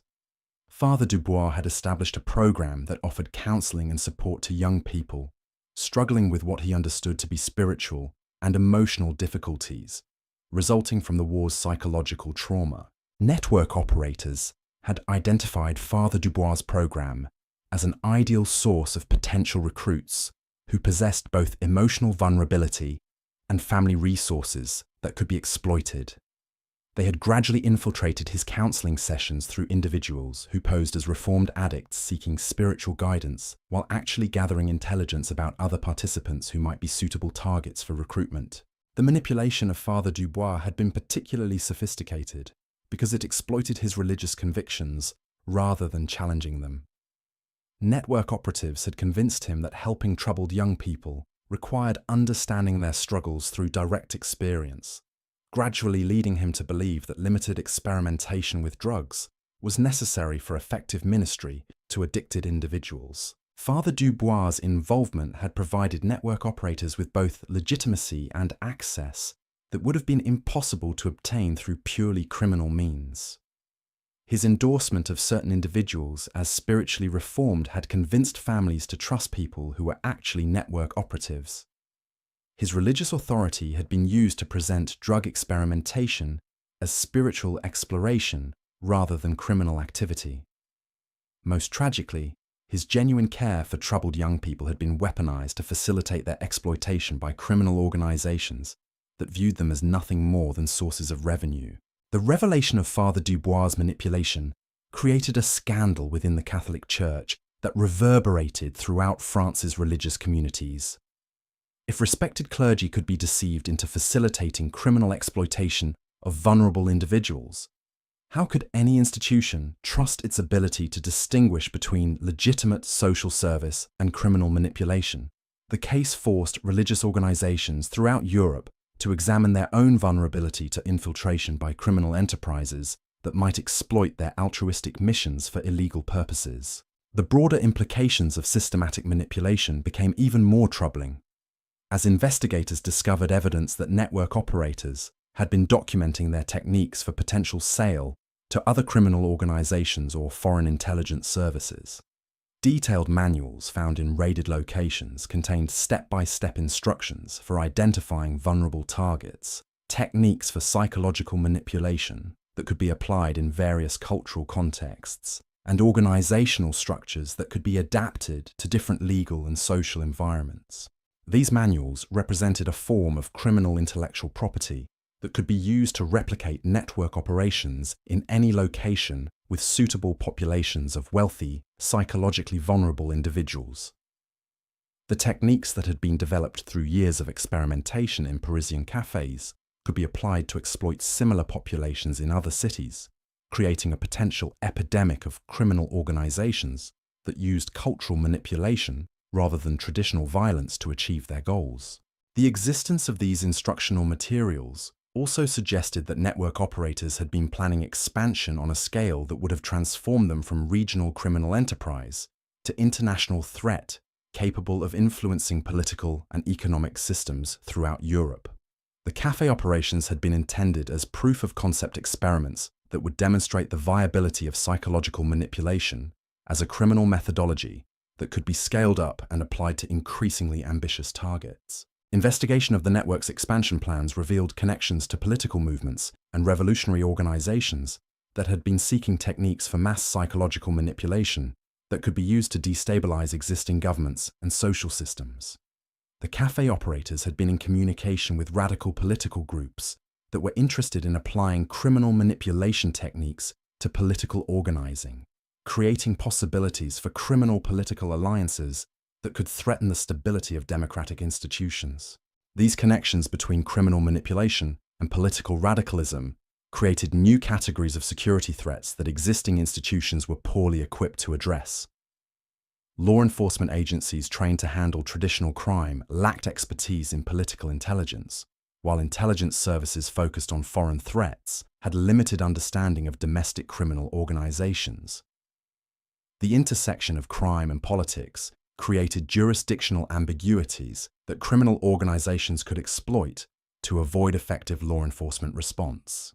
The complexity of these intersections was illustrated by the case of Dmitry Volkov, a Russian émigré who had fled the Bolshevik Revolution and arrived in Paris with minimal resources but extensive connections to other displaced aristocrats and political refugees. Volkov had been recruited by network operators not for his personal wealth, which was limited, but for his access to a community of politically displaced individuals who possessed both valuable intelligence and desperate need for the kind of community and purpose that criminal organizations could provide. Volkov's recruitment had followed techniques documented in the network's instructional materials, but adapted to exploit political rather than purely personal vulnerabilities.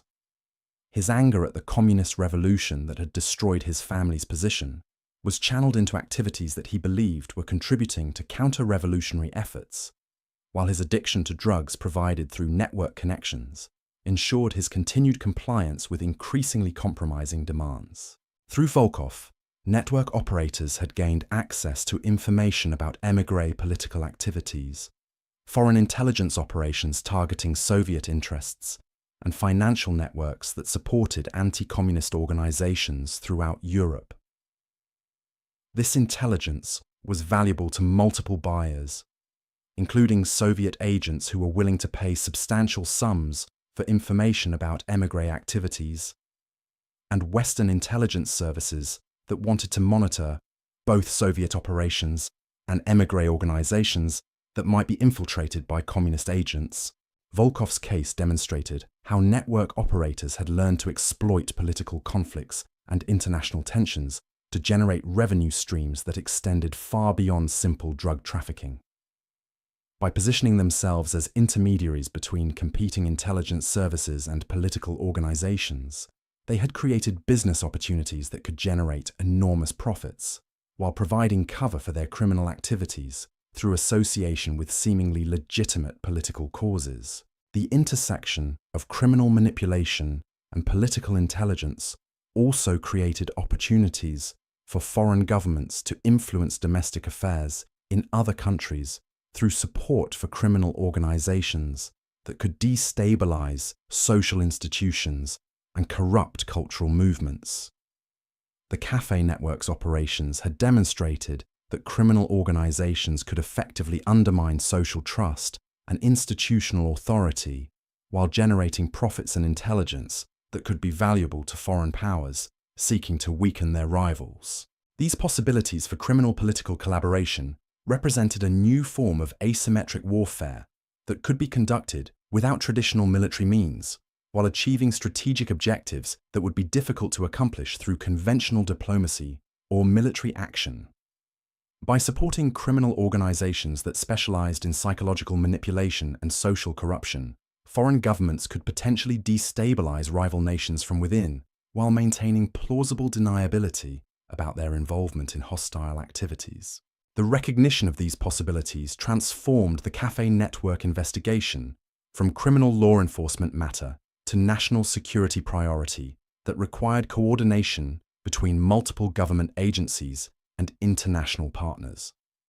The techniques that had been developed for exploiting individual vulnerabilities were recognized as potentially applicable to societal vulnerabilities that could threaten the stability of democratic institutions and social systems. As 1929 began, the investigation had evolved far beyond its original focus on drug trafficking and art fraud to encompass questions about psychological warfare, political subversion, and the vulnerability of open societies to systematic manipulation by hostile actors. The heroin havens that had masqueraded as Bohemian cafes had revealed weaknesses in modern civilization that would continue to challenge policymakers and security professionals throughout the 20th century and beyond. The network's participants found themselves caught in the middle of conflicts they had never understood. Their personal struggles with addiction and exploitation transformed into elements of larger political and security battles that would determine the future of European civilization. Their stories of manipulation and betrayal had become cautionary tales about the vulnerability of individual freedom in an age when psychological manipulation had become a weapon that could be wielded by criminal organizations and hostile governments with equal effectiveness.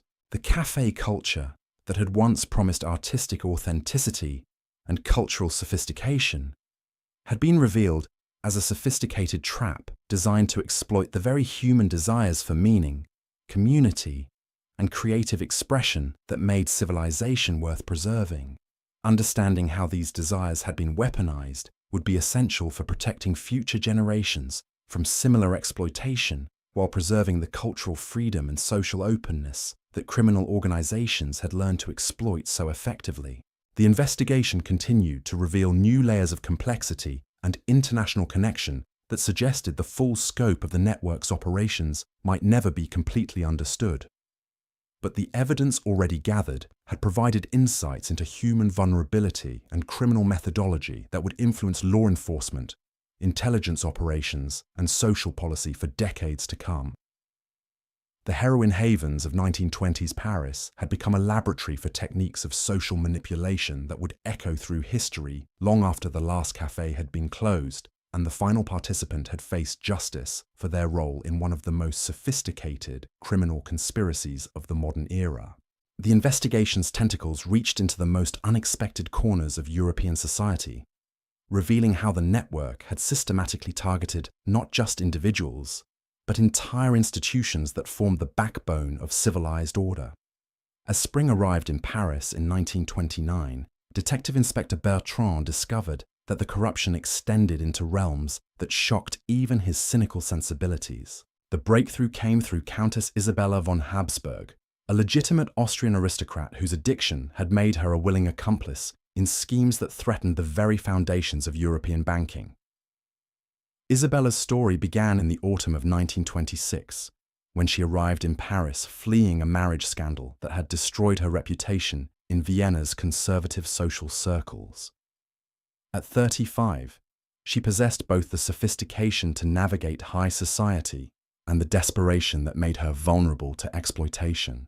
Isabella's recruitment had been orchestrated by someone calling himself Baron Friedrich von Seckendorf, whose noble credentials were as fabricated as his charm was genuine. The Baron understood that Isabella's disgrace in Austrian society had created a hunger for acceptance that could be satisfied through association with Paris's avant-garde cultural movements. He introduced her to café society as a refuge where her past scandals would be viewed as evidence of sophisticated rebellion rather than moral failure. The Baron's manipulation of Isabella was masterful in its subtlety. He never directly encouraged her drug use, but created social situations where abstinence would have meant isolation from the only community in Paris that seemed to understand her situation. Isabella's first injection occurred during what she believed was an intimate artistic salon, where drug use was presented as necessary for appreciating experimental poetry that challenged conventional literary boundaries. Within months, Isabella's addiction had progressed to the point where maintaining her habit required increasingly desperate financial measures. Her family's Austrian properties provided collateral for loans that were channeled through network-controlled banks, creating paper trails that disguised drug transactions as legitimate business investments. But Isabella's value to the network extended far beyond her personal wealth. Through her Habsburg connections, Isabella possessed access to information about European royal families, diplomatic negotiations, and financial arrangements that could influence everything from currency values to territorial disputes.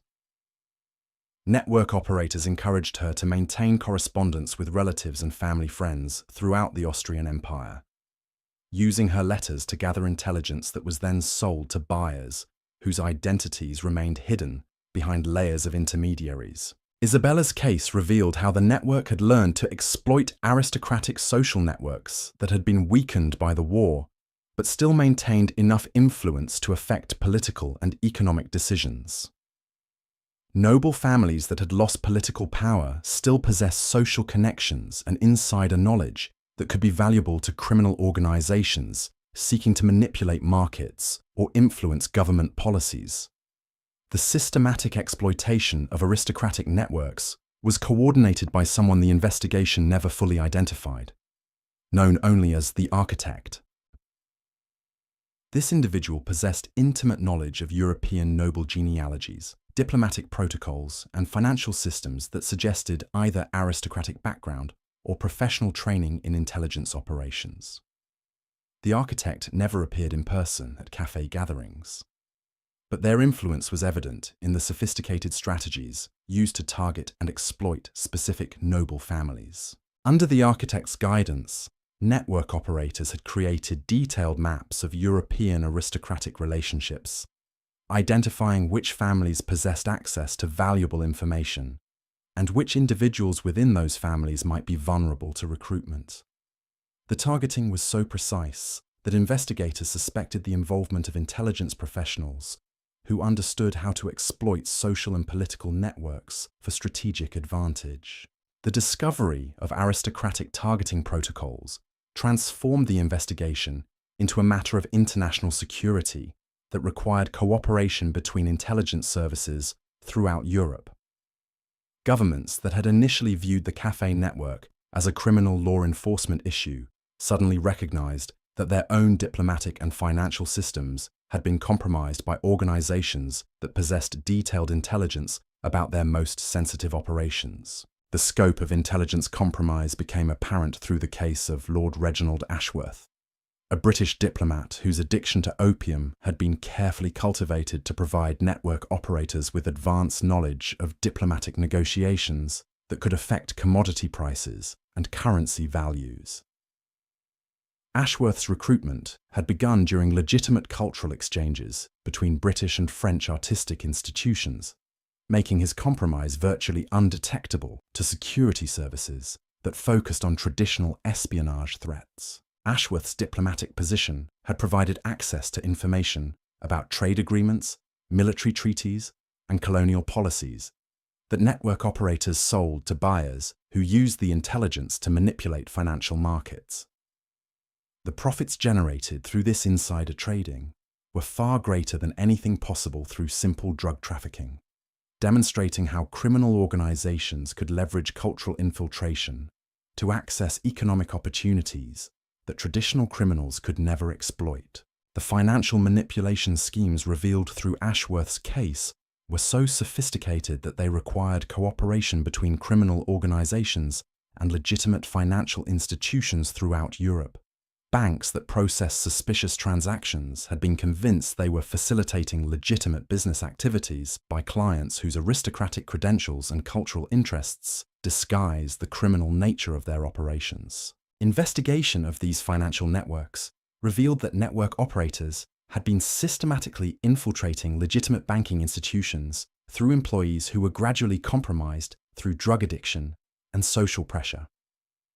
Bank clerks who frequented cafe society found themselves processing transactions that they were told involved art sales or cultural exchanges, while actually facilitating money laundering operations that moved criminal profits through international financial systems. The banking infiltration was coordinated by Henri Lacoste's successor, a mysterious figure known as the Treasurer, who possessed expertise in international finance that allowed the network to exploit regulatory gaps between different national banking systems.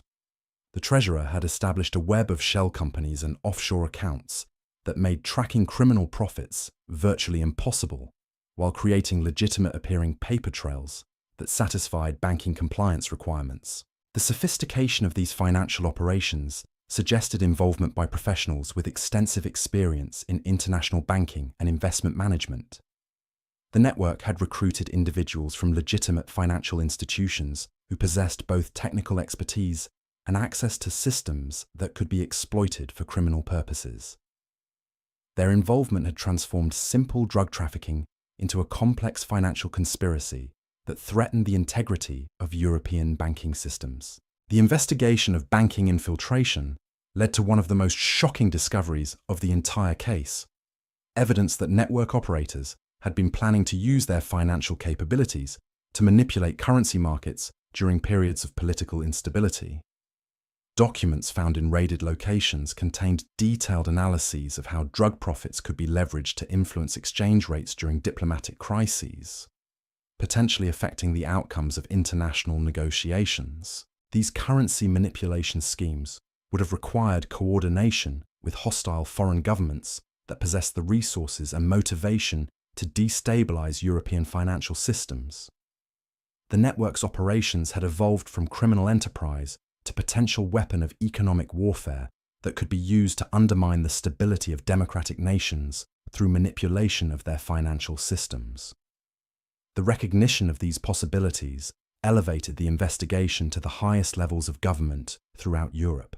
Intelligence services that had been focused on traditional military threats found themselves confronting a new form of asymmetric warfare that used criminal organizations and cultural infiltration rather than conventional military means to achieve strategic objectives. The complexity of these threats was illustrated by the case of Professor Ludwig Zimmermann, a respected economist from the University of Berlin, whose addiction to cocaine had been exploited to provide network operators with detailed analyses of European financial systems and their vulnerabilities to manipulation. Zimmermann's academic credentials had given him access to confidential government economic data that network operators used to develop strategies for currency speculation and market manipulation. Zimmermann's recruitment had followed the familiar pattern of gradual compromise through cultural activities, but his case revealed how network operators had learned to exploit intellectual curiosity and academic ambition as effectively as personal trauma or financial desperation. His belief that he was contributing to important economic research had been manipulated to make him complicit in activities that contradicted everything he claimed to believe about honest scholarship and public service. The exploitation of academic institutions represented another dimension of the network's evolution from criminal enterprise to systematic threat against the foundations of civilized society. Universities and research institutions that should have served as sources of objective knowledge and critical thinking had been infiltrated by criminal organizations that used academic credibility to legitimize their activities while gathering intelligence that could be used for illegal purposes. The academic infiltration was particularly dangerous because it threatened the integrity of knowledge systems that democratic societies depended upon for informed decision-making. If criminal organizations could manipulate academic research and expert analysis, they could potentially influence public policy and social attitudes in ways that served their criminal objectives while appearing to be based on legitimate scholarly authority. Investigation of academic compromise revealed that network operators had been systematically targeting universities and research institutions throughout Europe, identifying scholars whose work could be useful for criminal purposes, and developing strategies for recruitment that exploited academic culture and professional incentives. The targeting was so systematic that investigators suspected coordination by intelligence professionals who understood how to exploit academic institutions for strategic advantage. The academic infiltration schemes were coordinated by an individual known as the scholar, whose identity remained hidden but whose influence was evident in the sophisticated techniques used to compromise researchers and manipulate academic institutions. The scholar possessed intimate knowledge of academic culture and scholarly communication networks that suggested either extensive university experience or professional training in intelligence operations targeting academic institutions. Under the scholar's guidance, network operators had developed techniques for influencing academic research that could shape public understanding of issues relevant to their criminal operations. Scholars who had been compromised through drug addiction or financial pressure found themselves producing research that supported policy positions favorable to criminal organizations while believing they were engaged in objective academic inquiry. The manipulation of academic research was particularly insidious because it exploited the trust that democratic societies placed in scholarly expertise and scientific methodology.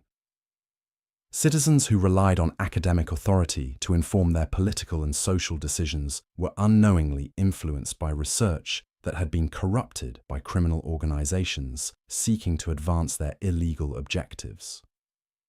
The discovery of academic manipulation created a crisis of confidence in intellectual institutions that extended far beyond the immediate participants in network activities.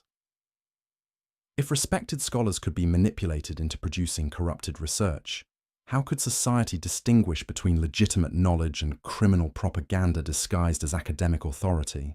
These questions became practically urgent as the investigation revealed that network-influenced research had been used to support policy positions that would have benefited criminal organizations while appearing to be based on objective scholarly analysis.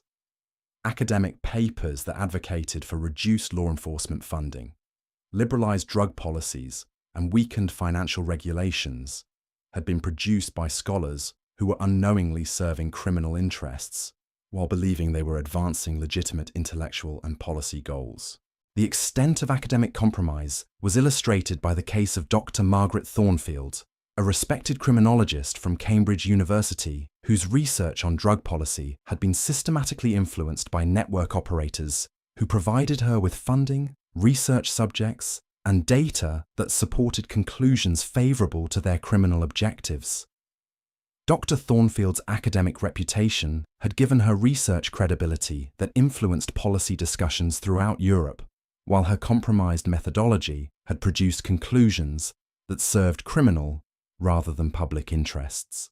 Dr. Thornfield's case revealed how network operators had learned to exploit academic funding systems and research methodologies to influence scholarly conclusions while maintaining the appearance of objective inquiry.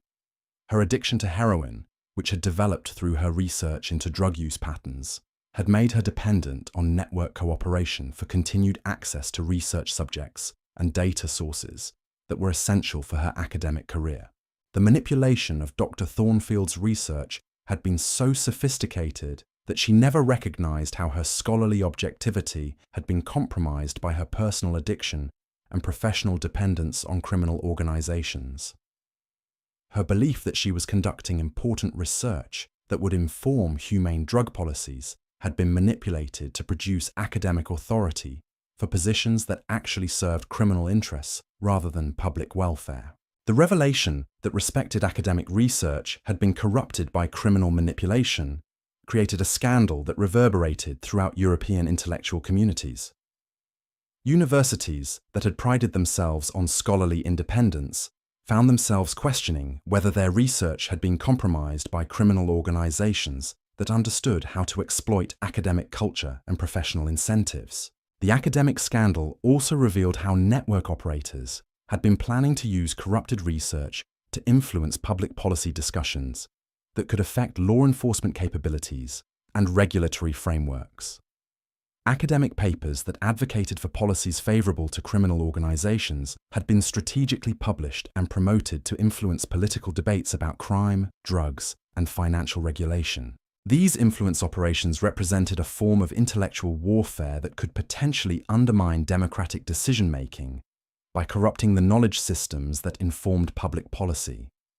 If criminal organizations could manipulate academic research and expert analysis, they could potentially influence political outcomes in ways that serve their illegal objectives while appearing to be based on legitimate scholarly authority.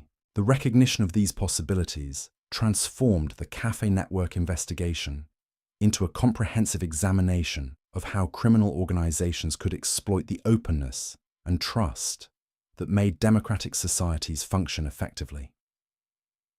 The techniques that had been developed for manipulating individuals had been scaled up to target institutions and knowledge systems that were essential for civilized governance. As the investigation expanded to examine academic and institutional compromise, it became clear that the network's operations had been far more ambitious than simple criminal enterprise. The systematic targeting of cultural institutions, financial systems, political networks, and academic research suggested coordination by organizations that possess strategic objectives extending far beyond criminal profit. The possibility that the Cafe Network had been serving foreign intelligence interests or political movements seeking to destabilize democratic societies created new urgency for investigation efforts that had already revealed more complexity than law enforcement agencies were equipped to handle. The heroin havens of Parisian cafes had been revealed as components of a sophisticated assault on the foundations of European civilization that would require unprecedented cooperation between law enforcement, intelligence services, and democratic institutions to address effectively. The network's participants found themselves caught in conflicts they had never understood. Their personal struggles with addiction and cultural alienation transformed into elements of larger battles over the future of democratic society. Their stories had become cautionary tales about the vulnerability of human freedom in an age when psychological manipulation and institutional corruption had become weapons that could be wielded by hostile forces seeking to undermine the foundations of civilized order. The investigation continued to reveal new dimensions of the conspiracy that suggested the full scope of the network's operations might never be completely understood. But the evidence already gathered had provided insights into the vulnerability of democratic institutions and open societies that would influence security policy and law enforcement practices for generations to come. The Bohemian cafes, where artists had sought inspiration through chemical enhancement, had been revealed as laboratories for techniques of social manipulation and institutional corruption that would echo through history long after the last participant had faced justice for their role in one of the most sophisticated threats to democratic civilization in the modern era. The spring of 1929 brought revelations that would forever change how European societies understood the relationship between cultural freedom and national security. The cafe network had demonstrated that the very openness and tolerance that made democratic civilization worth preserving could be systematically exploited by hostile forces seeking to destroy the foundations of free society from within. Understanding and addressing these vulnerabilities would become one of the defining challenges of the 20th century, as democratic nations struggled to preserve their values while defending against enemies who had learned to weaponize the trust and freedom that made those values possible. The investigation had reached a critical juncture when Detective Inspector Bertrand received an encrypted telegram from London that would transform everything he thought he understood about the cafe network's true purpose. The message, sent through diplomatic channels by British intelligence, contained a single devastating revelation. The network's operations were being replicated simultaneously in 12 major European cities, suggesting coordination by an organization far more sophisticated than anyone had imagined. The telegram's contents were based on intelligence gathered by Agent Sarah Whitmore, a British operative who had been conducting parallel investigations in London's Bloomsbury district. Whitmore had discovered that wealthy British expatriates were returning from Paris with more than just artistic inspiration and narcotic dependencies.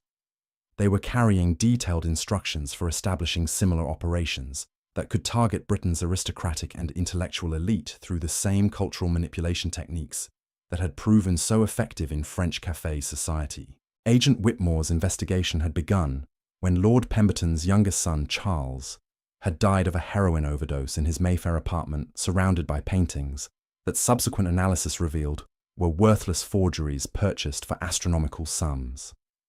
Charles's death had initially been dismissed as another tragic example of aristocratic excess, but Whitmore's examination of his financial records revealed transaction patterns that mirrored those discovered in the Parisian investigation. Charles had spent the previous 18 months traveling between Paris and London, ostensibly pursuing his interests in avant-garde literature and experimental theatre.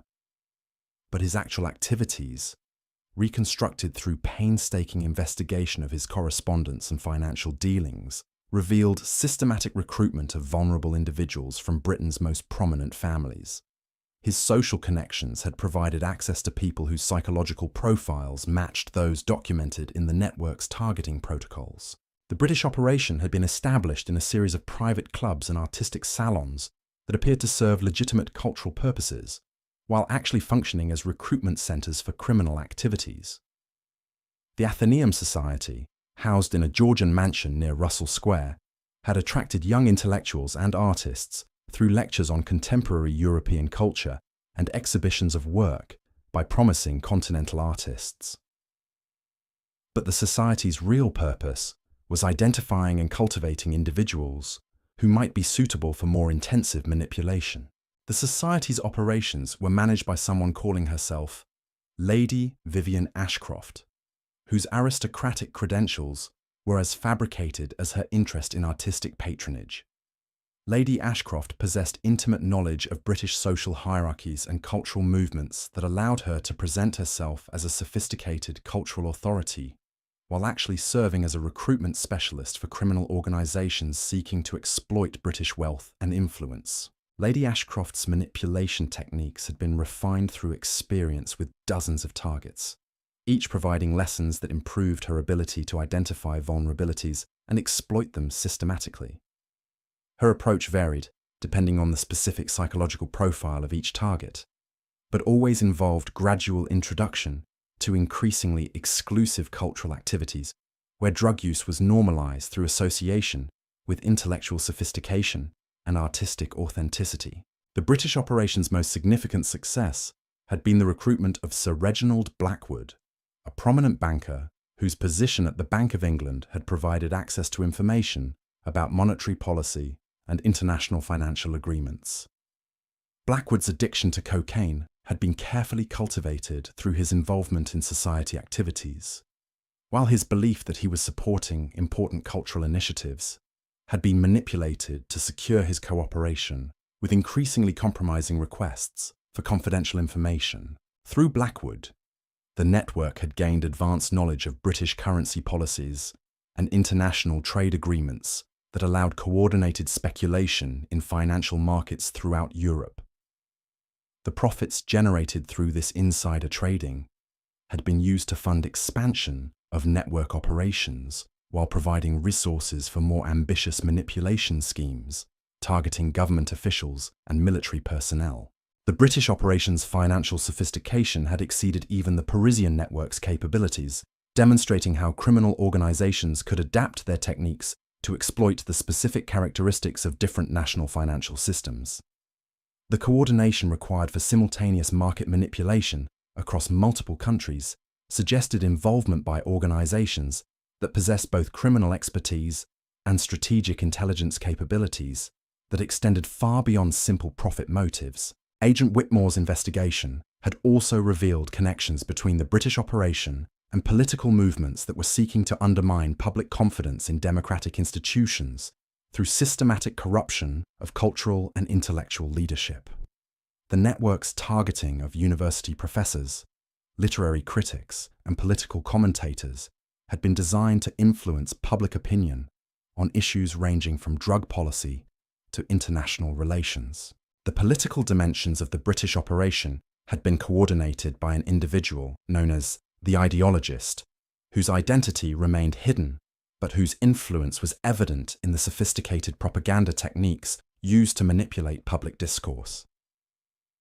The ideologist possessed extensive knowledge of British political culture and media systems that suggested either insider political experience or professional training in psychological warfare operations. Under the ideologist's guidance, network operators had developed techniques for influencing political debates through manipulation of intellectual authorities and cultural leaders who shaped public opinion. Professors who had been compromised through drug addiction found themselves producing research that supported political positions favorable to criminal organizations, while believing they were engaged in objective scholarly inquiry. The manipulation of British political discourse had been particularly focused on issues related to law enforcement capabilities and international cooperation in addressing transnational crime. Academic papers and newspaper articles that advocated for reduced police powers and weakened international intelligence sharing had been produced by scholars and journalists who were unknowingly serving criminal interests while believing they were advancing legitimate political and policy goals. The discovery of systematic political manipulation created a crisis within British intelligence services that had been focused on traditional foreign threats while failing to recognize how domestic cultural institutions could be exploited by hostile organizations. The network's operations had demonstrated that open societies were vulnerable to forms of attack that used democratic freedoms and cultural tolerance as weapons against the systems they were designed to protect. The British intelligence revelations coincided with similar discoveries in other European capitals, where parallel investigations were uncovering evidence of coordinated criminal operations that shared techniques, funding sources, and strategic objectives. The cafe network had been revealed as one component of a continental conspiracy that threatened the stability of democratic civilization throughout Europe. In Berlin, German authorities had discovered that several prominent cabarets and artistic venues were serving functions identical to those performed by Parisian cafes.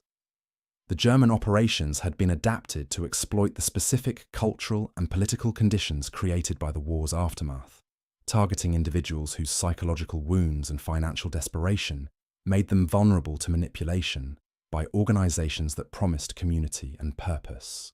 The Berlin network had been particularly successful at recruiting former military officers whose post-war struggles with unemployment and social displacement had made them susceptible to involvement in activities that provided both income and a sense of continued service to causes larger than themselves. These veterans possessed knowledge of military systems and government operations that was valuable to criminal organizations seeking to influence political developments or gather intelligence for foreign buyers. Colonel Ernst Müller exemplified the tragic exploitation of military veterans by criminal organizations that understood how to weaponize their service orientation and leadership capabilities. Müller had commanded a regiment during the war's final campaigns, earning decorations for courage under fire and developing deep loyalty to subordinates who had served under impossible conditions. His post-war transition to civilian life had been catastrophic, as the skills that made him an effective military leader proved useless in a peacetime economy that had little use for former officers. Müller's recruitment by the Berlin network had exploited his desperate need for purpose and his loyalty to former comrades who were struggling with similar post-war adjustment difficulties. Network operators had convinced him that his involvement in their activities was serving the interests of veterans who needed financial support and meaningful work opportunities. His belief that he was helping fellow soldiers had been manipulated to secure his cooperation with increasingly criminal activities. Through Müller's military connections, the network had gained access to weapons, transportation capabilities, and operational expertise that transformed their criminal activities into something resembling paramilitary operations. The systematic targeting of government officials and business leaders had been conducted with military precision that made traditional law enforcement responses inadequate for addressing the scope and sophistication of the threat. The militarization of criminal operations represented a new form of threat that existing law enforcement agencies were poorly equipped to address. Police departments that were organized to handle civilian crime found themselves confronting organizations that possessed military training and equipment while operating under the cover of cultural and artistic activities that made aggressive enforcement responses politically difficult. The complexity of these military criminal connections was illustrated by the case of Captain Hans Weber, a former intelligence officer whose post-war involvement in network operations had been motivated by his belief that he was serving German national interests through intelligence gathering and political influence operations. Weber's military training had made him valuable for planning and executing sophisticated criminal schemes, while his intelligence background had provided techniques for maintaining operational security and avoiding law enforcement detection. Weber's case revealed how network operators had learned to exploit patriotic motivations and national loyalties to recruit individuals whose skills and connections could advance criminal objectives while appearing to serve legitimate political purposes. His involvement in activities that he believed were advancing German interests had actually served the purposes of international criminal organizations that had no loyalty to any particular nation or political system. The exploitation of patriotic motivations represented another dimension of the network's psychological manipulation capabilities, demonstrating how criminal organizations could weaponize the highest human ideals to achieve the lowest criminal purposes. Veterans who had sacrificed everything for their countries found themselves betraying those same countries while believing they were continuing their service to causes they held sacred. The pattern of veteran exploitation was repeated throughout Europe, where similar criminal networks had identified former military personnel as ideal targets for recruitment due to their combination of operational capabilities, psychological vulnerabilities, and social displacement. The systematic targeting of veterans represented a form of warfare against the military institutions that democratic societies depended upon for their defense. In Vienna, Austrian authorities had discovered that network operations had been specifically designed to exploit the collapse of the Habsburg Empire and the social chaos that had followed the dissolution of traditional political and cultural institutions. The targeting of displaced aristocrats and former government officials had been coordinated with broader strategies for destabilizing the new Austrian Republic through corruption of its emerging democratic institutions. The Vienna network had been established by Count Anton von Seckendorf, whose legitimate aristocratic credentials had provided access to displaced noble families, whose financial desperation and social displacement made them vulnerable to recruitment by organizations that promised restoration of their former status and influence. The Count's manipulation of aristocratic nostalgia and resentment had been used to create a criminal organization that combined traditional criminal activities with political subversion aimed at undermining democratic governance. Count von Seckendorf's operations had been particularly focused on corrupting the new Austrian banking system through recruitment of former imperial bureaucrats who possessed knowledge of financial systems and regulatory procedures that could be exploited for criminal purposes. The systematic infiltration of legitimate financial institutions had created opportunities for massive fraud and money laundering that generated resources for more ambitious political manipulation schemes. The Austrian network's political dimensions had been coordinated with similar operations in Hungary and Czechoslovakia, where parallel criminal organizations were working to destabilize the new democratic governments that had emerged from the Habsburg Empire's dissolution. The coordination between these operations suggested strategic planning by organizations that possessed both criminal expertise and political objectives that extended far beyond simple profit maximization. The revelation of coordinated political subversion throughout Central Europe created alarm within the new democratic governments that had struggled to establish legitimacy and stability in the aftermath of imperial collapse. The network's operations had exploited the very political transitions that were supposed to create more democratic and responsive governance, using the chaos of political change to establish criminal influence over emerging institutions. The scope of political manipulation was illustrated by the case of Dr. Franz Moravec, a respected economist who had been recruited to serve in the new Czechoslovak government's finance ministry while secretly providing information to network operators who used his insider knowledge to manipulate currency markets and government bond prices. Moravec's belief that his involvement in network activities was serving Czech national interests had been systematically exploited to secure his cooperation with schemes that actually weakened the new nation's financial stability. Moravec's case revealed how network operators had learned to exploit nationalist sentiments and political idealism to recruit individuals whose positions in government provided access to information and influence that could be used for criminal purposes. His involvement in activities that he believed were advancing Czech independence had actually served the interests of international criminal organizations that profited from political instability and institutional corruption. The exploitation of political idealism represented perhaps the most insidious aspect of the network's manipulation techniques, demonstrating how criminal organizations could corrupt the democratic processes that were essential for legitimate governance.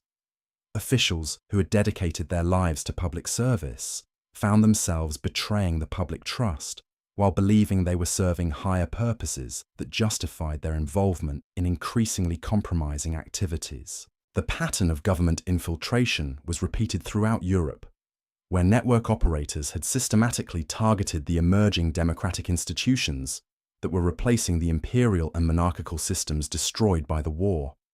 The timing of these recruitment efforts suggested coordination by organizations that understood how to exploit the vulnerabilities created by political transition and institutional instability.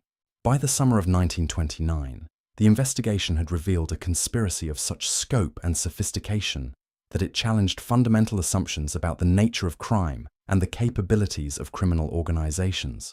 The Café network had been revealed as one component of a continental criminal enterprise that combined traditional illegal activities with systematic attacks on the cultural, financial, political, and military institutions that supported democratic civilization. The network's participants had become unwitting soldiers in a war against the foundations of free society. Their personal struggles with addiction and alienation transformed into weapons that could be used to undermine the very systems that should have provided them with security and opportunity. Their stories had become cautionary tales about the vulnerability of human nature and democratic institutions to systematic manipulation by organizations that possessed both criminal ruthlessness and strategic intelligence capabilities. The investigation's revelations had created unprecedented challenges for law enforcement and intelligence agencies that were organized to address traditional threats while lacking capabilities for confronting criminal organizations that operated across national boundaries and exploited cultural and political freedoms for strategic purposes.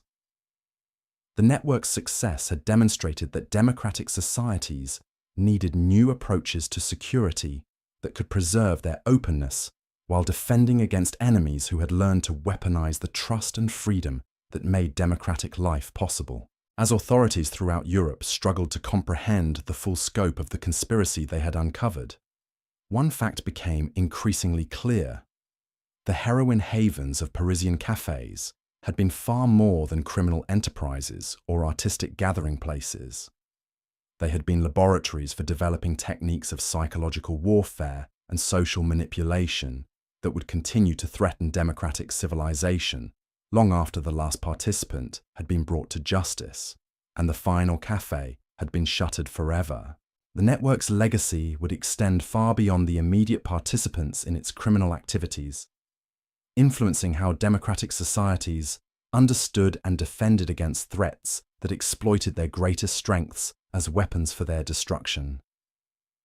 The Bohemian dreams that had drawn so many vulnerable souls into the network's web had been revealed as nightmares that threatened to consume not just individual lives, but the entire civilization that had made those dreams seem possible. In the shadowy corners of those smoke-filled rooms where needles passed between trembling fingers and artistic ambitions dissolved into chemical dependency, a new form of warfare had been born. The battle for the soul of European civilization would continue long after the cafes fell silent, fought not with conventional weapons, but with the more insidious tools of psychological manipulation and cultural corruption that the network had perfected through years of experimentation on some of history's most vulnerable and idealistic individuals. The investigation had revealed that the true target of the network's operations had never been simply money or drugs, but something far more precious: the trust, creativity, and idealism that made democratic civilization worth preserving. Understanding how these qualities had been systematically exploited and corrupted would be essential for protecting future generations from similar threats, while maintaining the cultural freedom and social openness that remained essential for human flourishing in an increasingly complex and dangerous world. The network's collapse marked the end of one chapter in the ongoing struggle between the forces of civilization and those who would exploit human weakness for destructive purposes. But the techniques and insights that had been developed through the systematic manipulation of cafe culture would continue to influence criminal organizations and hostile governments throughout the 20th century and beyond, creating challenges that democratic societies would struggle to address while preserving the values that made their way of life worth defending. The heroin havens had been closed, their participants scattered to rehabilitation centers, prisons, or early graves.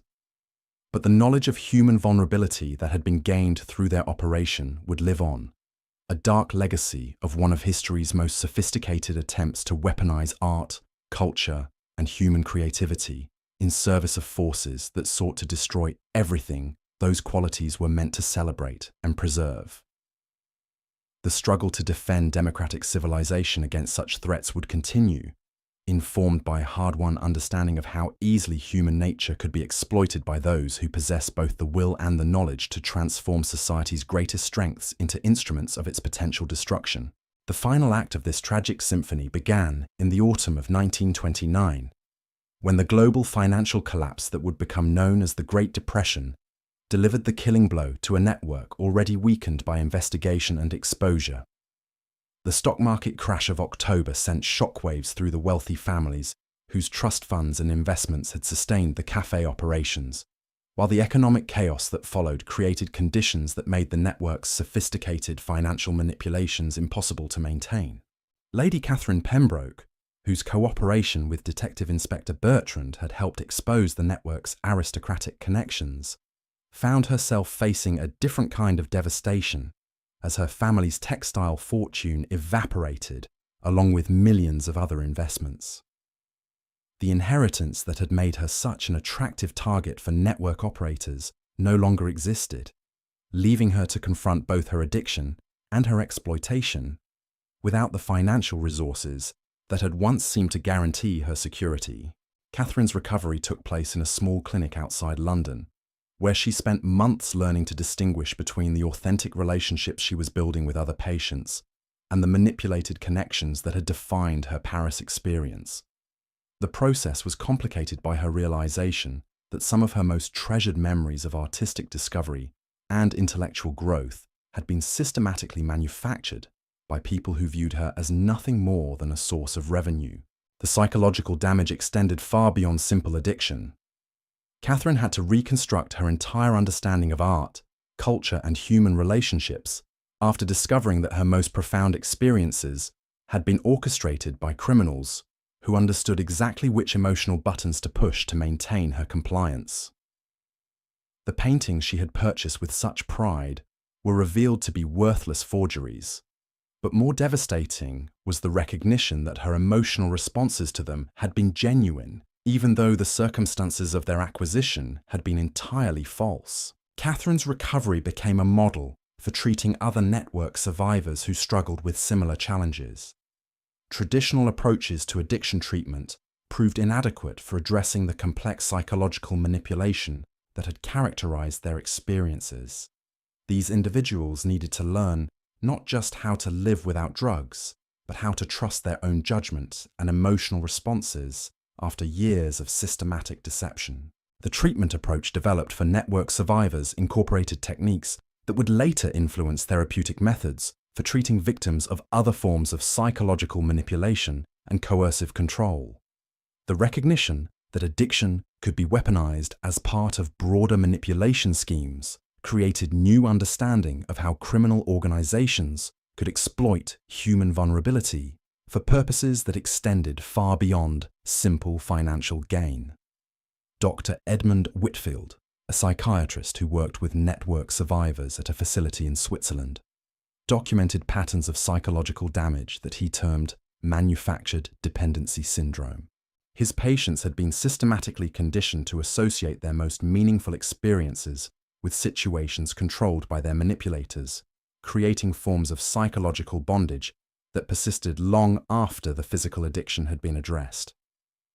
Dr. Whitfield's research revealed that network operators had developed sophisticated understanding of human psychology that allowed them to create artificial emotional dependencies that were often more powerful than chemical addiction.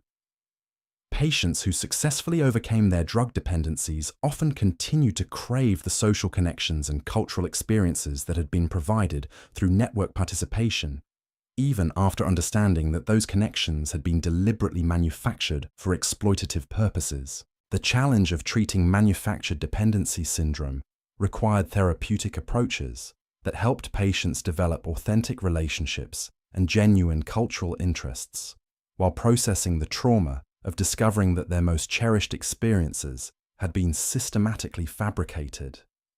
The process often took years and required careful attention to preventing patients from simply replacing their network dependencies with new forms of artificial connection. Jean-Baptiste Moreau's recovery exemplified both the possibilities and limitations of treatment for network survivors.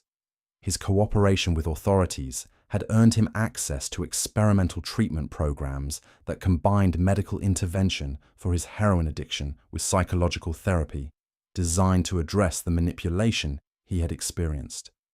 But his artistic career faced challenges that extended far beyond his personal recovery. The paintings Jean-Baptiste had created while using heroin possessed qualities that critics and collectors found compelling. But his work produced during recovery lacked the otherworldly intensity that had made his addicted period seem so artistically significant. This created a cruel dilemma.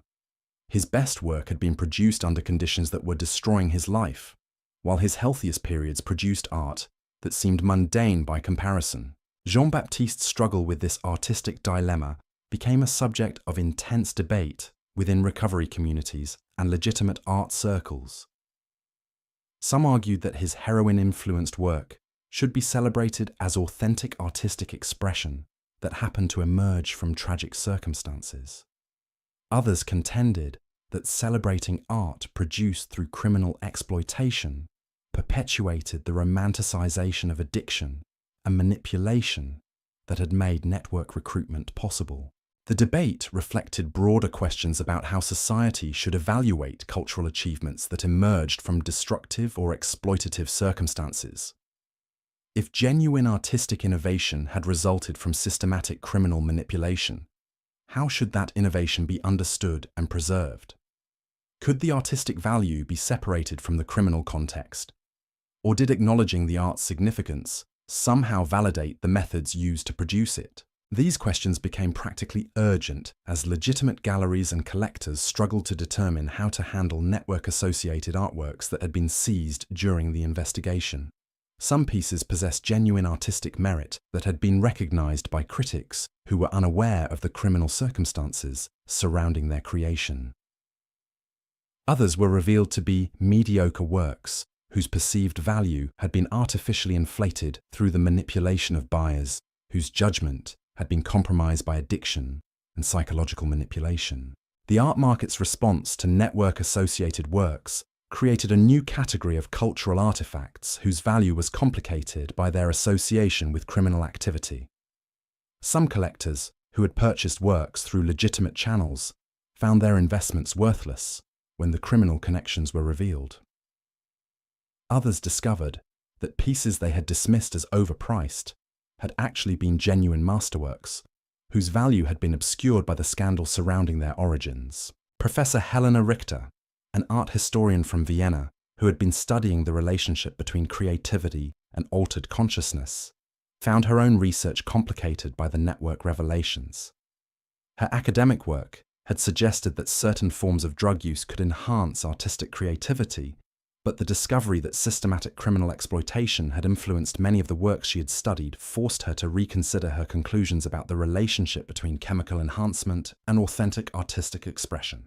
Professor Richter's dilemma reflected challenges faced by scholars throughout Europe who had been studying cultural movements and artistic innovations that were later revealed to have been influenced by criminal manipulation.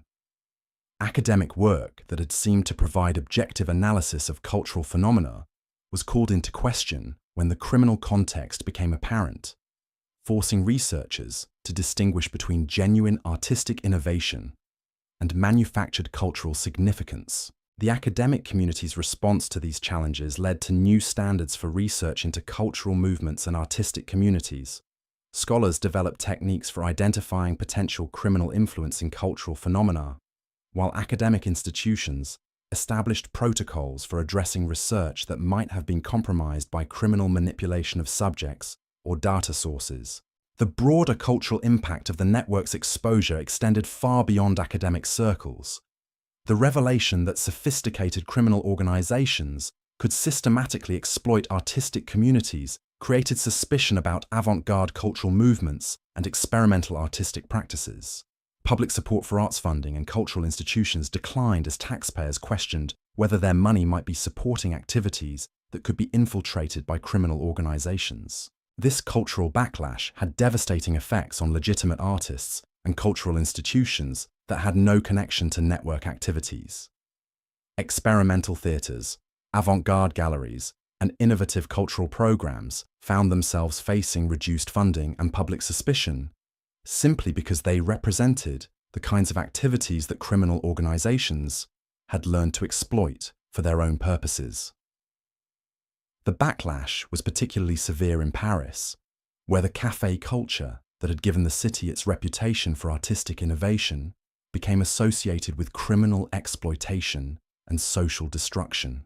Tourism declined as visitors who had once been attracted by Paris's Bohemian atmosphere began to view the city's cultural offerings with suspicion and fear. Maurice Delacroix, who had owned a legitimate café near the Sorbonne that had served as a gathering place for artists and intellectuals without any connection to network activities, found his business destroyed by association with the scandal. Customers who had once appreciated his establishment's authentic Bohemian atmosphere now viewed any café that attracted artists as potentially dangerous, forcing him to close a business that had operated successfully for 15 years. Maurice's experience reflected the broader damage that the network's activities had inflicted on legitimate cultural institutions and businesses throughout Paris.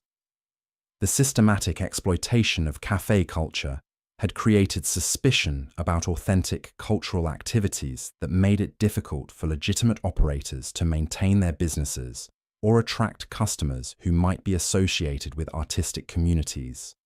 The economic impact extended beyond individual businesses to affect entire neighborhoods that had been associated with artistic and intellectual culture. Property values declined in areas like Montmartre and Montparnasse, as the romantic associations that had attracted residents and visitors were replaced by concerns about criminal activity and social danger. The neighborhood decline was accelerated by the departure of legitimate artists and intellectuals who found themselves unable to pursue their work in environments that had become associated with criminal exploitation. The authentic cultural communities that had made these areas attractive were dispersed, leaving behind empty studios and abandoned gathering places that served as monuments to the network's destructive impact.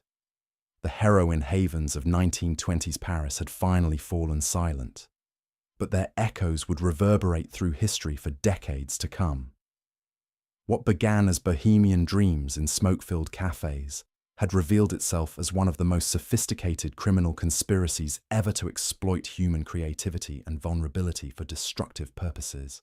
The true tragedy wasn't just the lives lost to overdoses or the fortunes drained by systematic exploitation. It was the corruption of everything that made artistic culture worth preserving. The trust between mentor and student, the genuine search for meaning through creative expression, and the communities that should have nurtured human potential instead of destroying it. The network's collapse left a generation of survivors struggling to rebuild not just their lives, but their understanding of art, relationships, and authenticity itself. Yet from this devastation emerged crucial insights about how criminal organizations could weaponize culture, exploit vulnerability, and threaten the very foundations of democratic society.